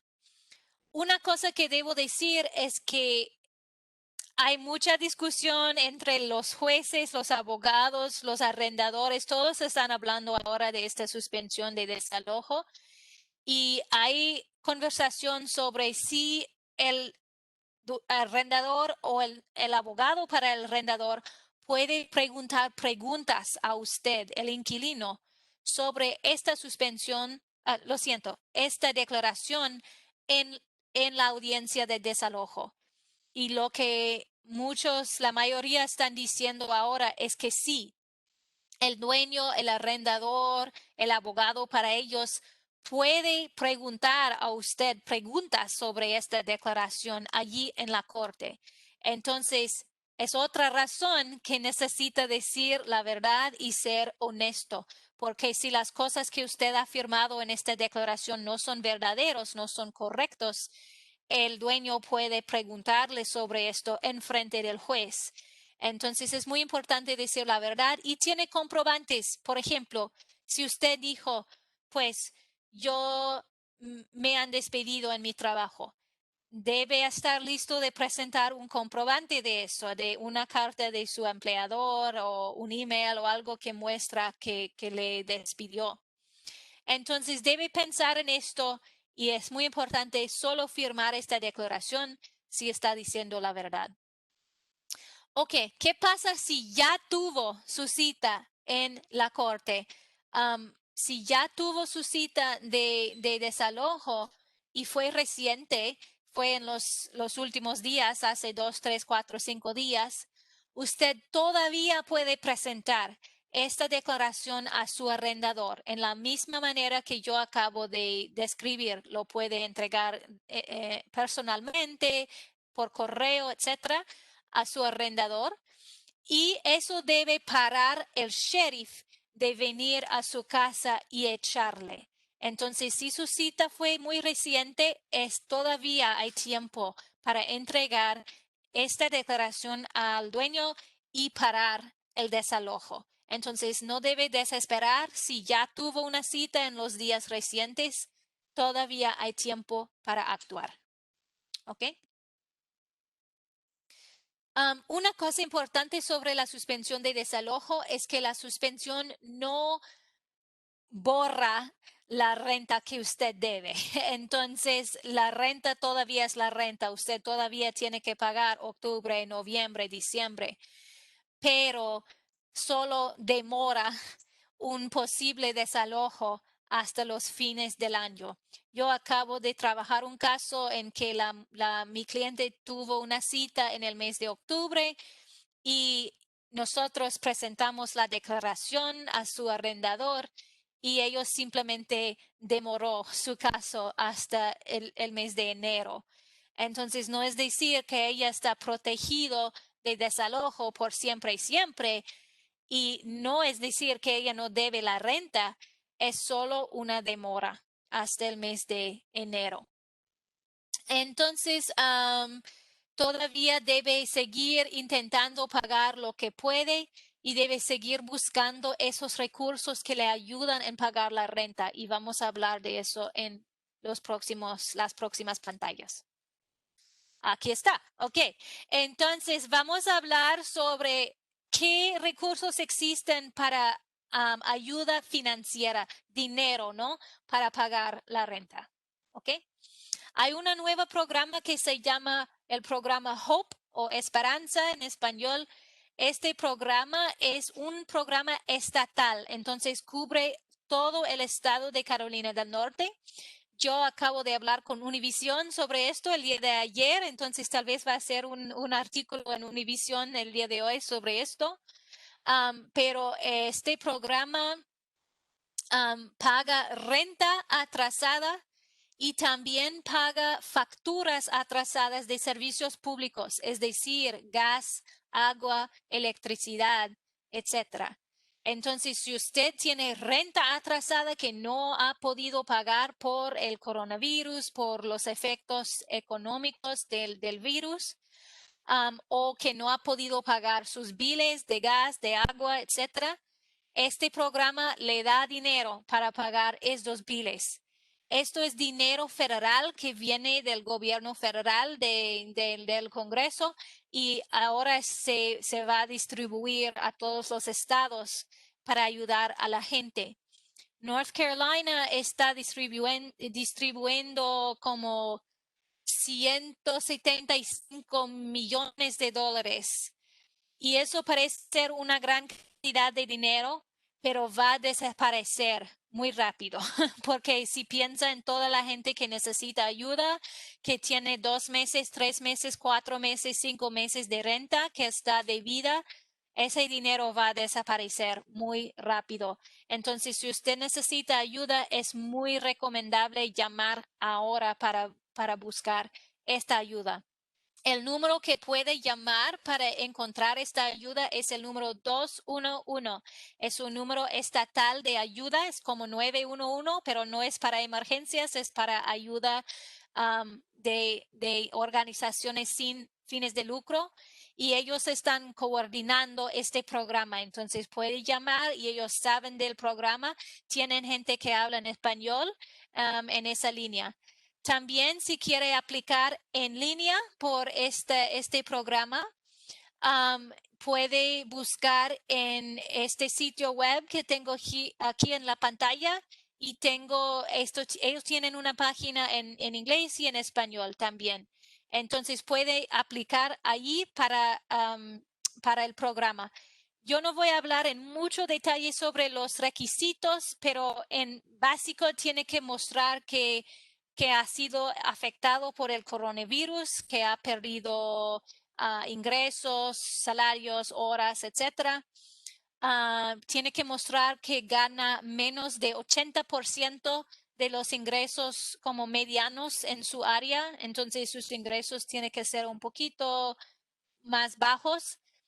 Y tiene que mostrar que vive en su condado, una copia de su contrato de arrendamiento, y tiene que mostrar que está atrasada o en su renta o en sus biles de servicios públicos. Hay ciertos otros requisitos, pero esos son lo más importantes.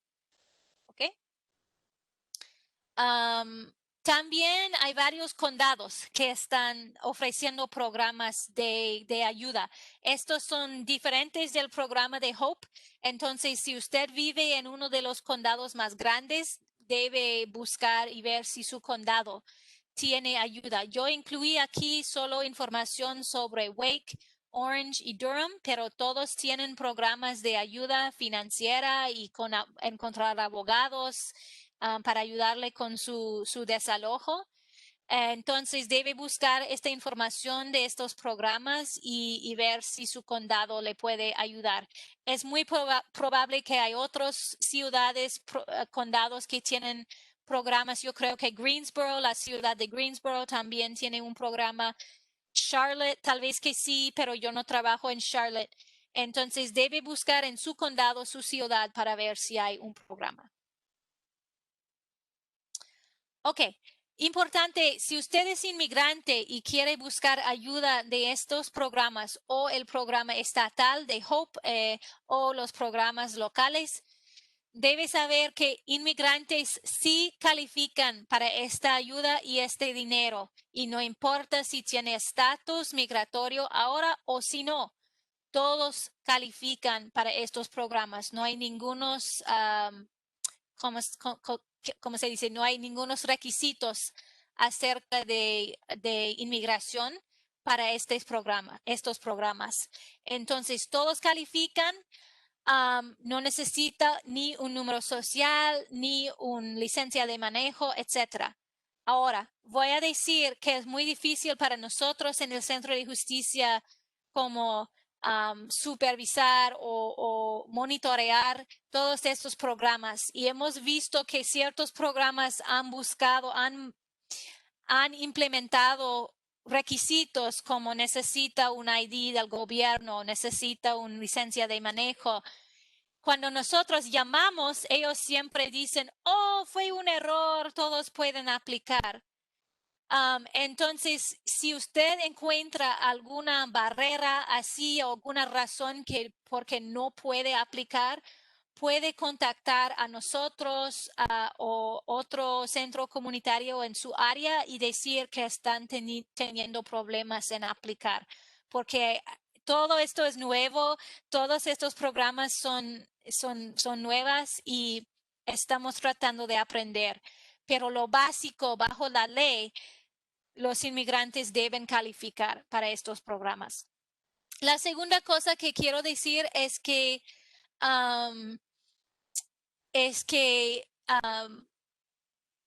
recibir ayuda de estos programas no le afecta en un trámite de inmigración en el futuro. Mucha gente dice, pues yo no quiero aceptar ningún beneficio, ningún programa de ayuda porque me va a prevenir recibir un green card o un estatus migratorio en el futuro. Y no es así. Estos programas de ayudar con la renta son programas en que usted no recibe ningún dinero. Usted no va a recibir ni $1. Su arrendador va a recibir dinero, o su compañía de luz o su compañía de agua. Ellos van a recibir dinero, pero usted no va a recibir nada. Entonces, por esta razón, no le cuenta de manera negativa. Segunda razón es porque es ayuda de una vez y de emergencia. Entonces, no es algo que usted está recibiendo mensual o mes por mes por mes. Es ayuda de una vez. Entonces, este tipo de ayuda no le cuenta de manera negativa en un trámite de inmigración. Entonces, si usted necesita esta ayuda para pagar la renta, para prevenir un desalojo, lo puede buscar y no le puede preocupar sobre si eso va a afectar a su familia o su trámite de inmigración. Ok, eso es la información más reciente, más importante sobre lo que está pasando durante la pandemia.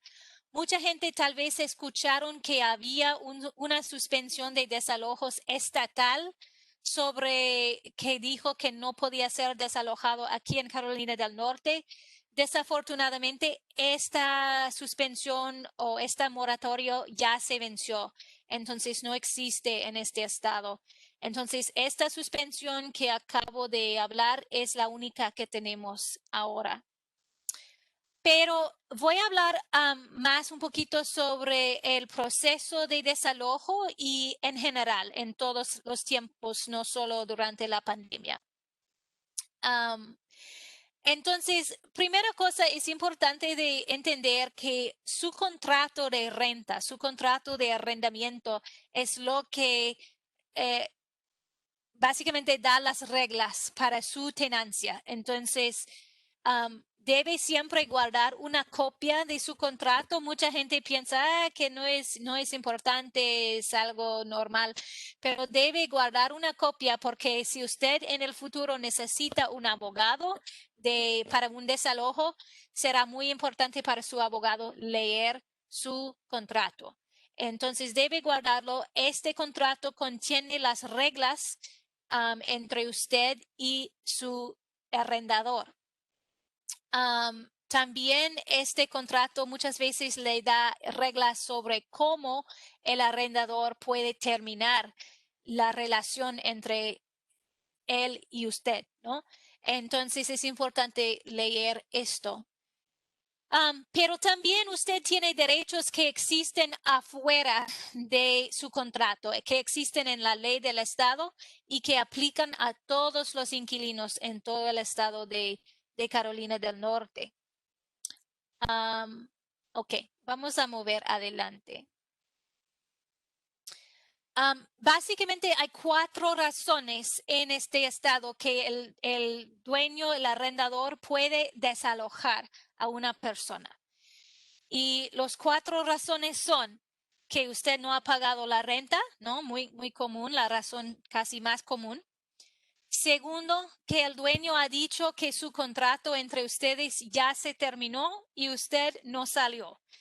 Entonces, muchas veces lo que vemos es que el dueño envía una carta diciendo pues que tiene que salir antes del día X, ¿no? Antes del 31 de octubre o algo. Y si usted no sale antes de esa fecha, que el dueño va a decir, ok, ahora tenemos el derecho de desalojarle. Eso no está en mi información aquí en la pantalla, pero es importante saber que el dueño tiene que cumplir con ciertas reglas sobre cuántos días de noticia tiene que darle antes de echarle. Entonces, si usted vive en un contrato mes por mes, el dueño tiene que darle 7 días de noticia para terminar el contrato y esos 7 días tienen que terminar con el fin del mes. No puede ser en el mediano del mes, tiene que ser al fin. Si usted tiene un contrato de 1 año, de 12 meses, el dueño, el arrendador, tiene que darle 30 días de noticia para terminar su contrato. Y muy importante, si usted es dueño de una casa móvil y está rentando solo el terreno, solo el lote bajo de la casa, el dueño tiene que darle 60 días de noticia. Entonces, si el dueño no le dio la noticia correcta, por ejemplo, si el dueño dice, pues yo estoy terminando el contrato termina mañana, adiós, no lo quiero ver después de mañana, está bien, y después de eso el dueño le presenta un caso de desalojo porque usted no salió, ese caso no es válido porque no le dio la noticia correcta antes de terminar su contrato.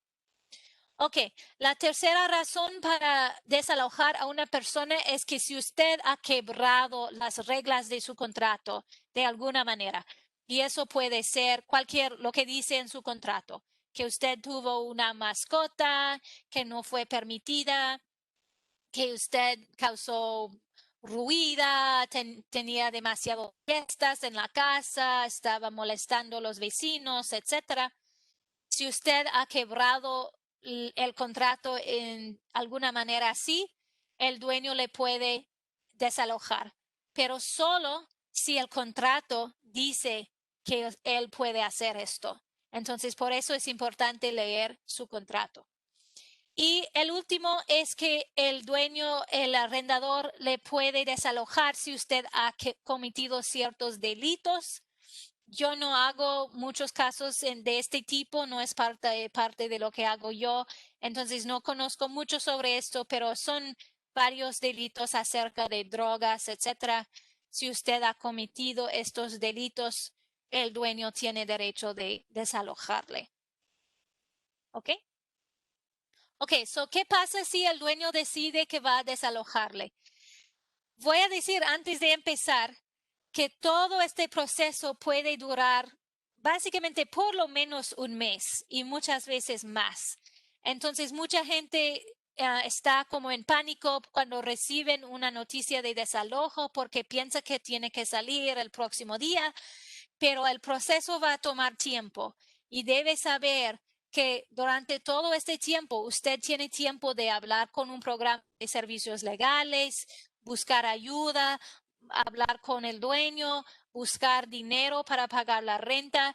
Entonces debe aprovechar del proceso de usar este tiempo para buscar ayuda y debe buscar ayuda lo pronto que sea posible, lo más pronto que sea posible, ¿no? Porque muchas veces la gente me llama después de que todo el proceso ya está finalizado y en esos momentos muchas veces es demasiado tarde de ayudar. Pero si llama a alguien para buscar ayuda bien temprano en el proceso, es más probable que va a buscar ayuda. Entonces, la próxima cosa que va a pasar es que usted va a recibir una noticia. Y debo decir algo antes.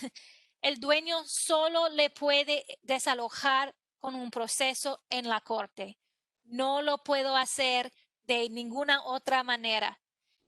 Recibir una llamada del dueño diciendo que tiene que salir, recibiendo un email, un texto, una carta, esos no son desalojos, ¿no?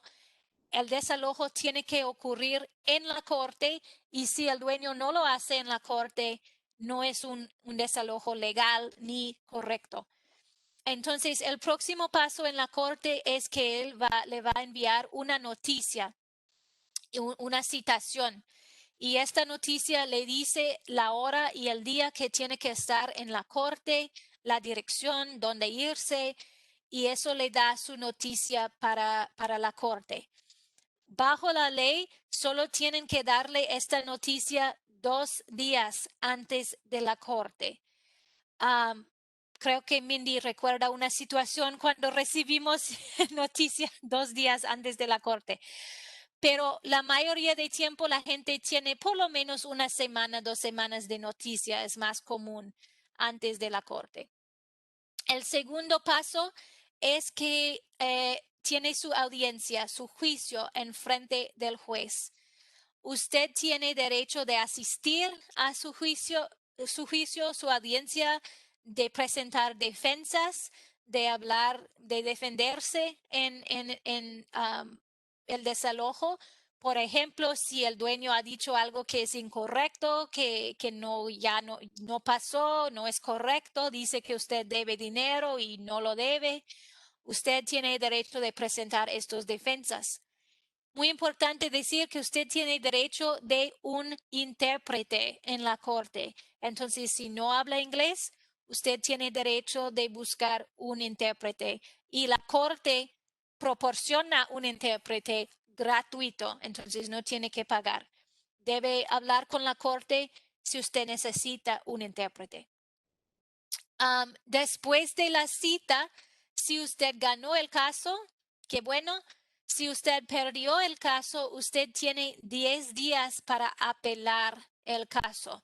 La apelación es automática. Todos tienen derecho de apelar. Entonces, mucha gente piensa, yo no quiero apelar, es algo especial, es algo demasiado, ¿no? Pero es algo automática. Todos tienen este derecho. Entonces, si usted piensa que el resultado del caso no fue correcto o que quiere presentar su caso a un juez más alto, tiene derecho de apelar. Lo siento. y tiene que hacer esto dentro de 10 días. Lo siento. Ok. Ok. Después de la corte, si usted quiere apelar, como acabo de mencionar, tiene que presentar ciertos papeles a la corte para la apelación.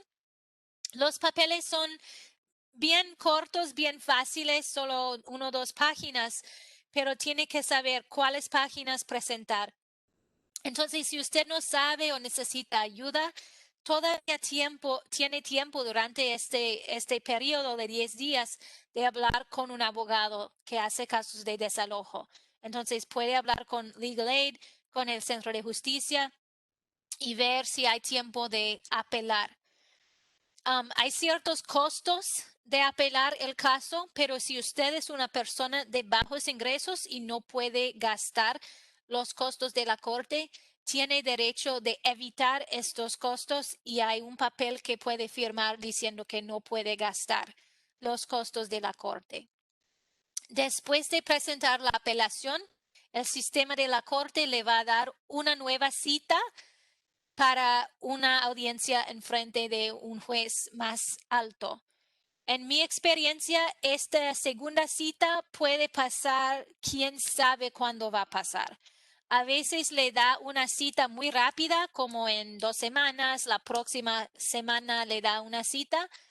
A veces no le da ninguna cita. Y el caso puede durar 1 año, 2 años, 2 años y medio.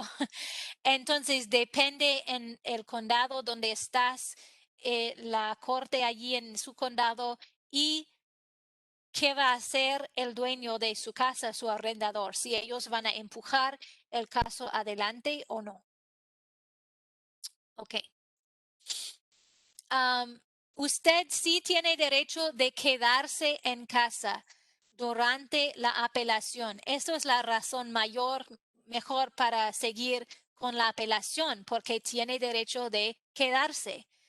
Sin embargo, si usted quiere quedar en la casa durante la apelación, que puede durar meses, como ya le dije, tiene que pagar su renta y tiene que pagar su renta a la corte, no a su arrendador, pero a la secretaria de la corte. Entonces, cada mes tiene que ir a la corte y pagar toda su renta completa cada mes.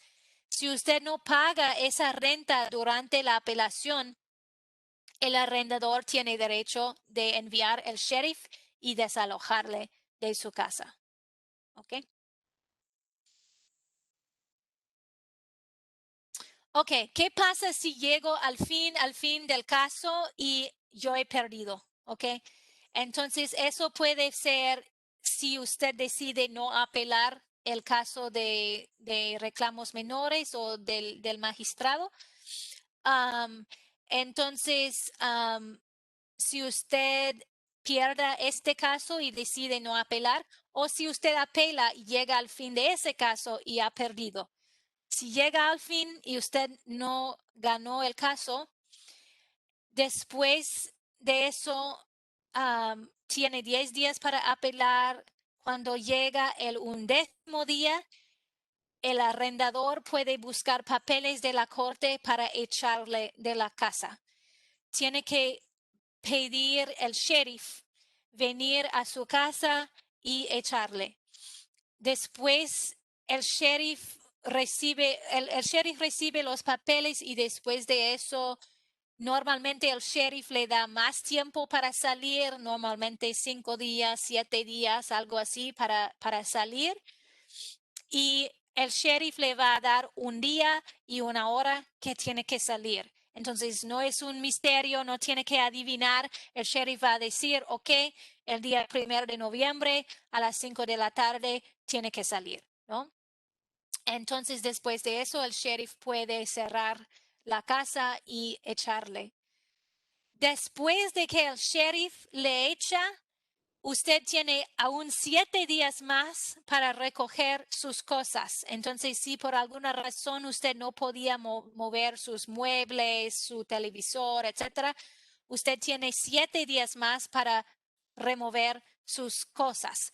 Yo siempre digo Si puede remover las cosas antes de que viene el sheriff, mejor, ¿no? Porque si espera hasta de que después de que viene el sheriff, a veces los arrendadores los tiran o ponen sus cosas en la calle, que no es correcto, pero no quiere tomar este riesgo, ¿no? Si usted es dueño de una casa móvil, usted tiene 21 días después de que viene el sheriff para mover la casa móvil. Si usted tiene título a esta casa y esta casa es la suya, tiene derecho de moverla 21 días después de que viene el sheriff. ¿Ok?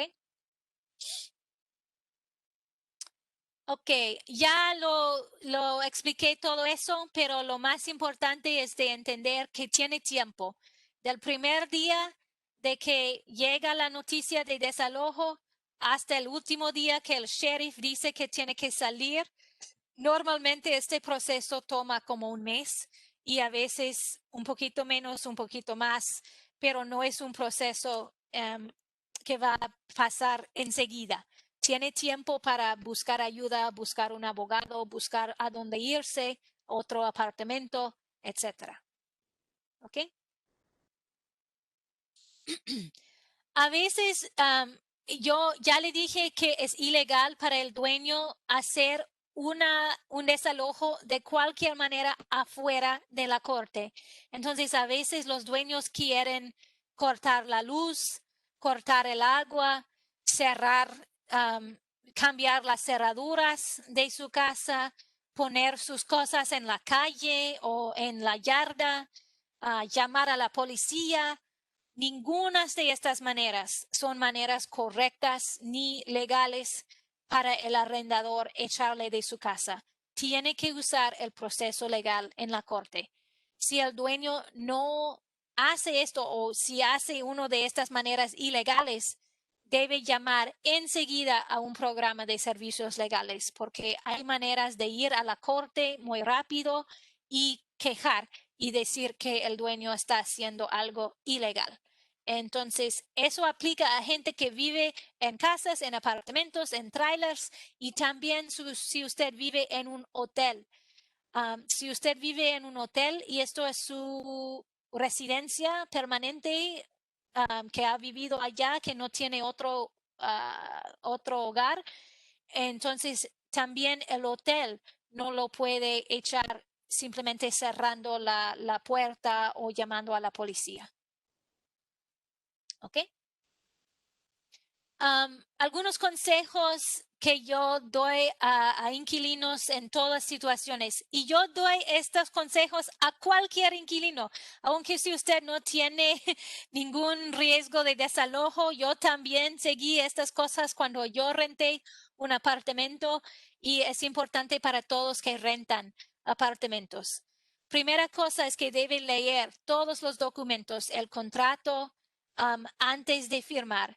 Si usted no habla inglés, debe hablar con un amigo, su hijo, un vecino, alguien de su iglesia que habla inglés para ayudarle en leer este contrato, para que usted lo entiende. Muchos contratos de renta incluyen un montón de reglas. Un montón de reglas que dice que no puede poner cosas en la yarda, no puede quemar cosas en la yarda, que no puede parquear su carro en ciertos lugares, ¿no? Tiene que entender estas reglas antes de firmar el contrato, ¿ok?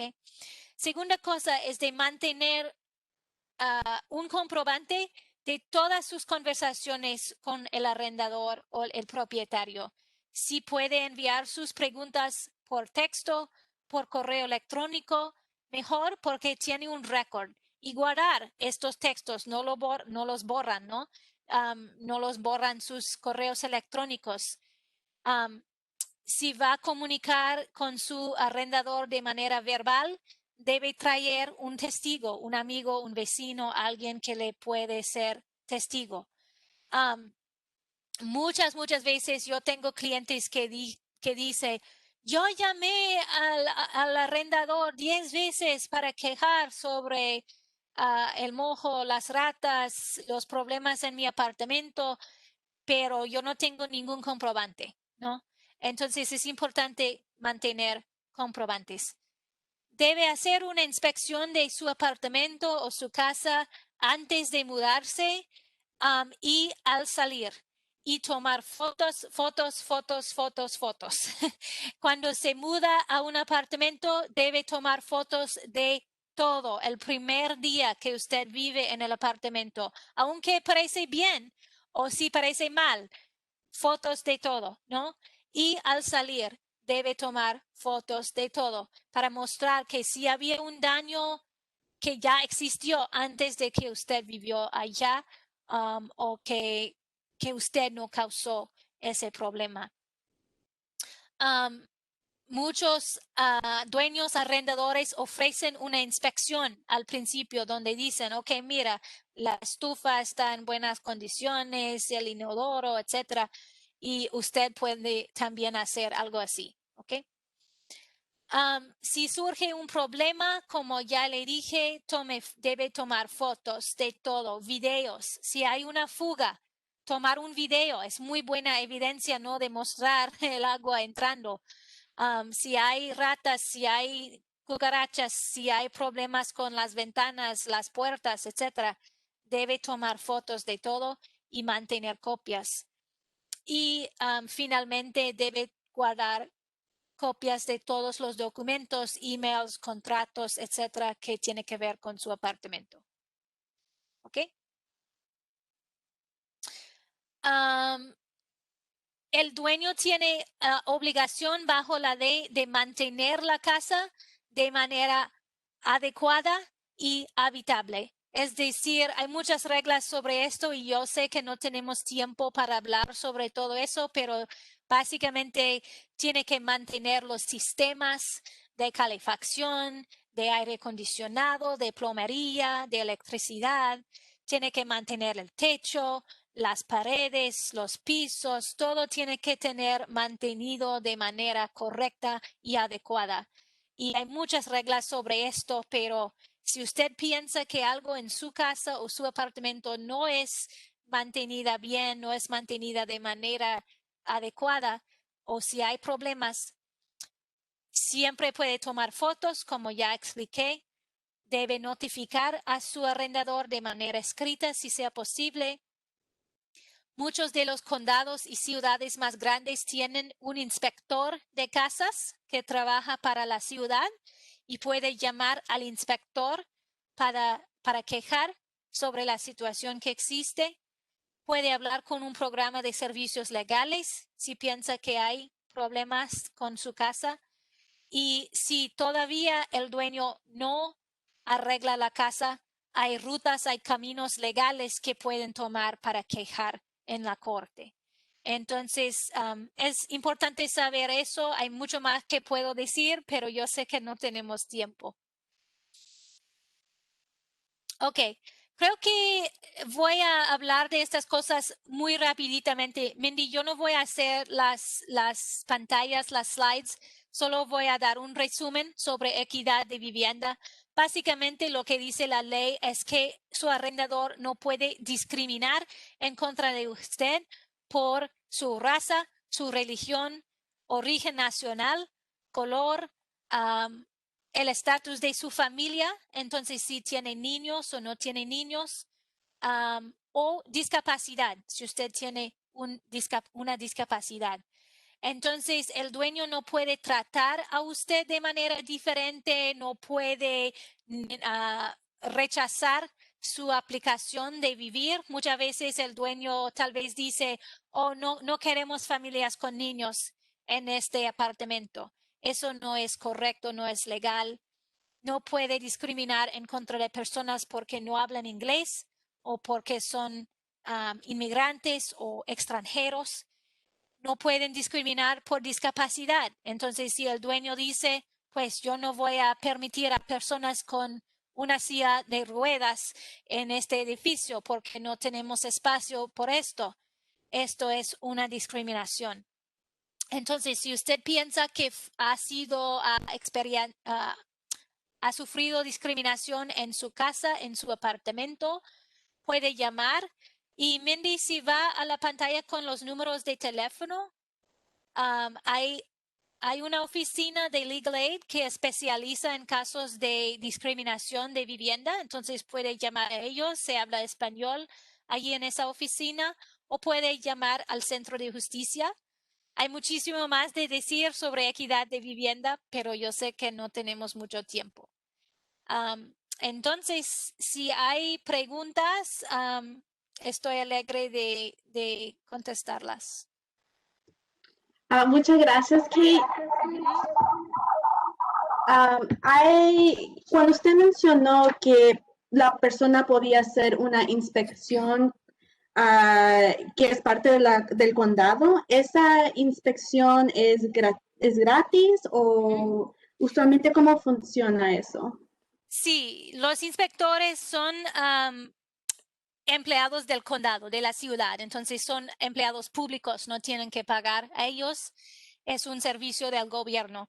Entonces ellos vienen y inspeccionan su apartamento para ver si hay violaciones de la ley, si la plomería no sirve, no tiene agua, cosas así que son violaciones de la ley. Ellos hacen una inspección y dan como un orden al arrendador, al dueño, de arreglar la casa. Si el dueño no lo hace, dentro de cierto periodo de días, a veces le dan 30 días o algo así, entonces la ciudad puede dar multas al dueño. Y si la casa está en muy malas condiciones, la ciudad o el condado puede decir que nadie puede vivir en esta casa. Y eso puede ser un problema si el inquilino no tiene a dónde irse. Pero si es algo que el dueño puede arreglar, a veces lo hacen porque la ciudad dice que tiene que hacerlo.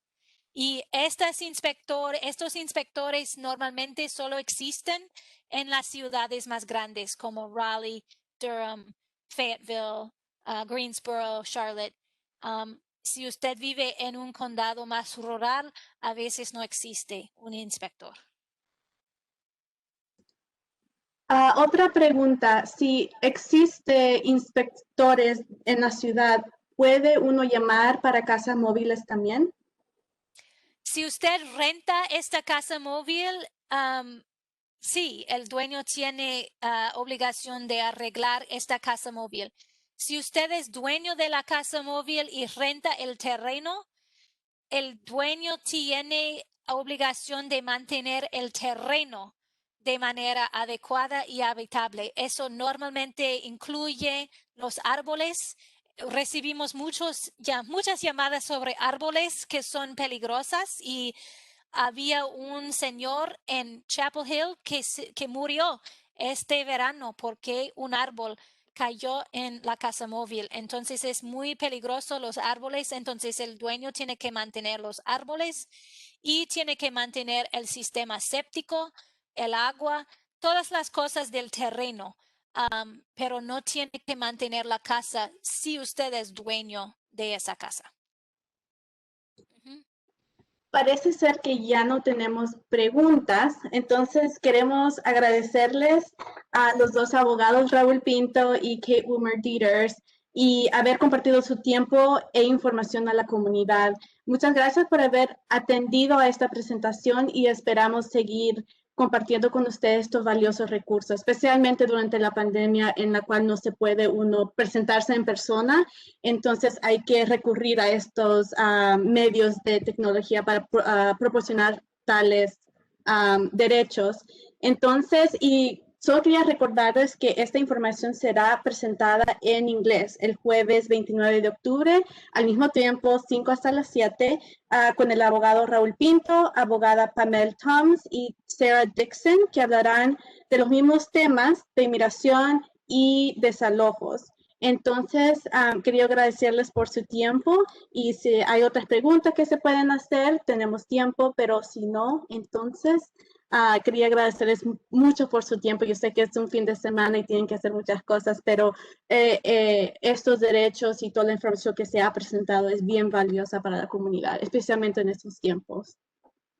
Pues gracias por invitarnos y espero que la gente puede usar esta información. Sí, gracias por la invitación. Ok, adiós.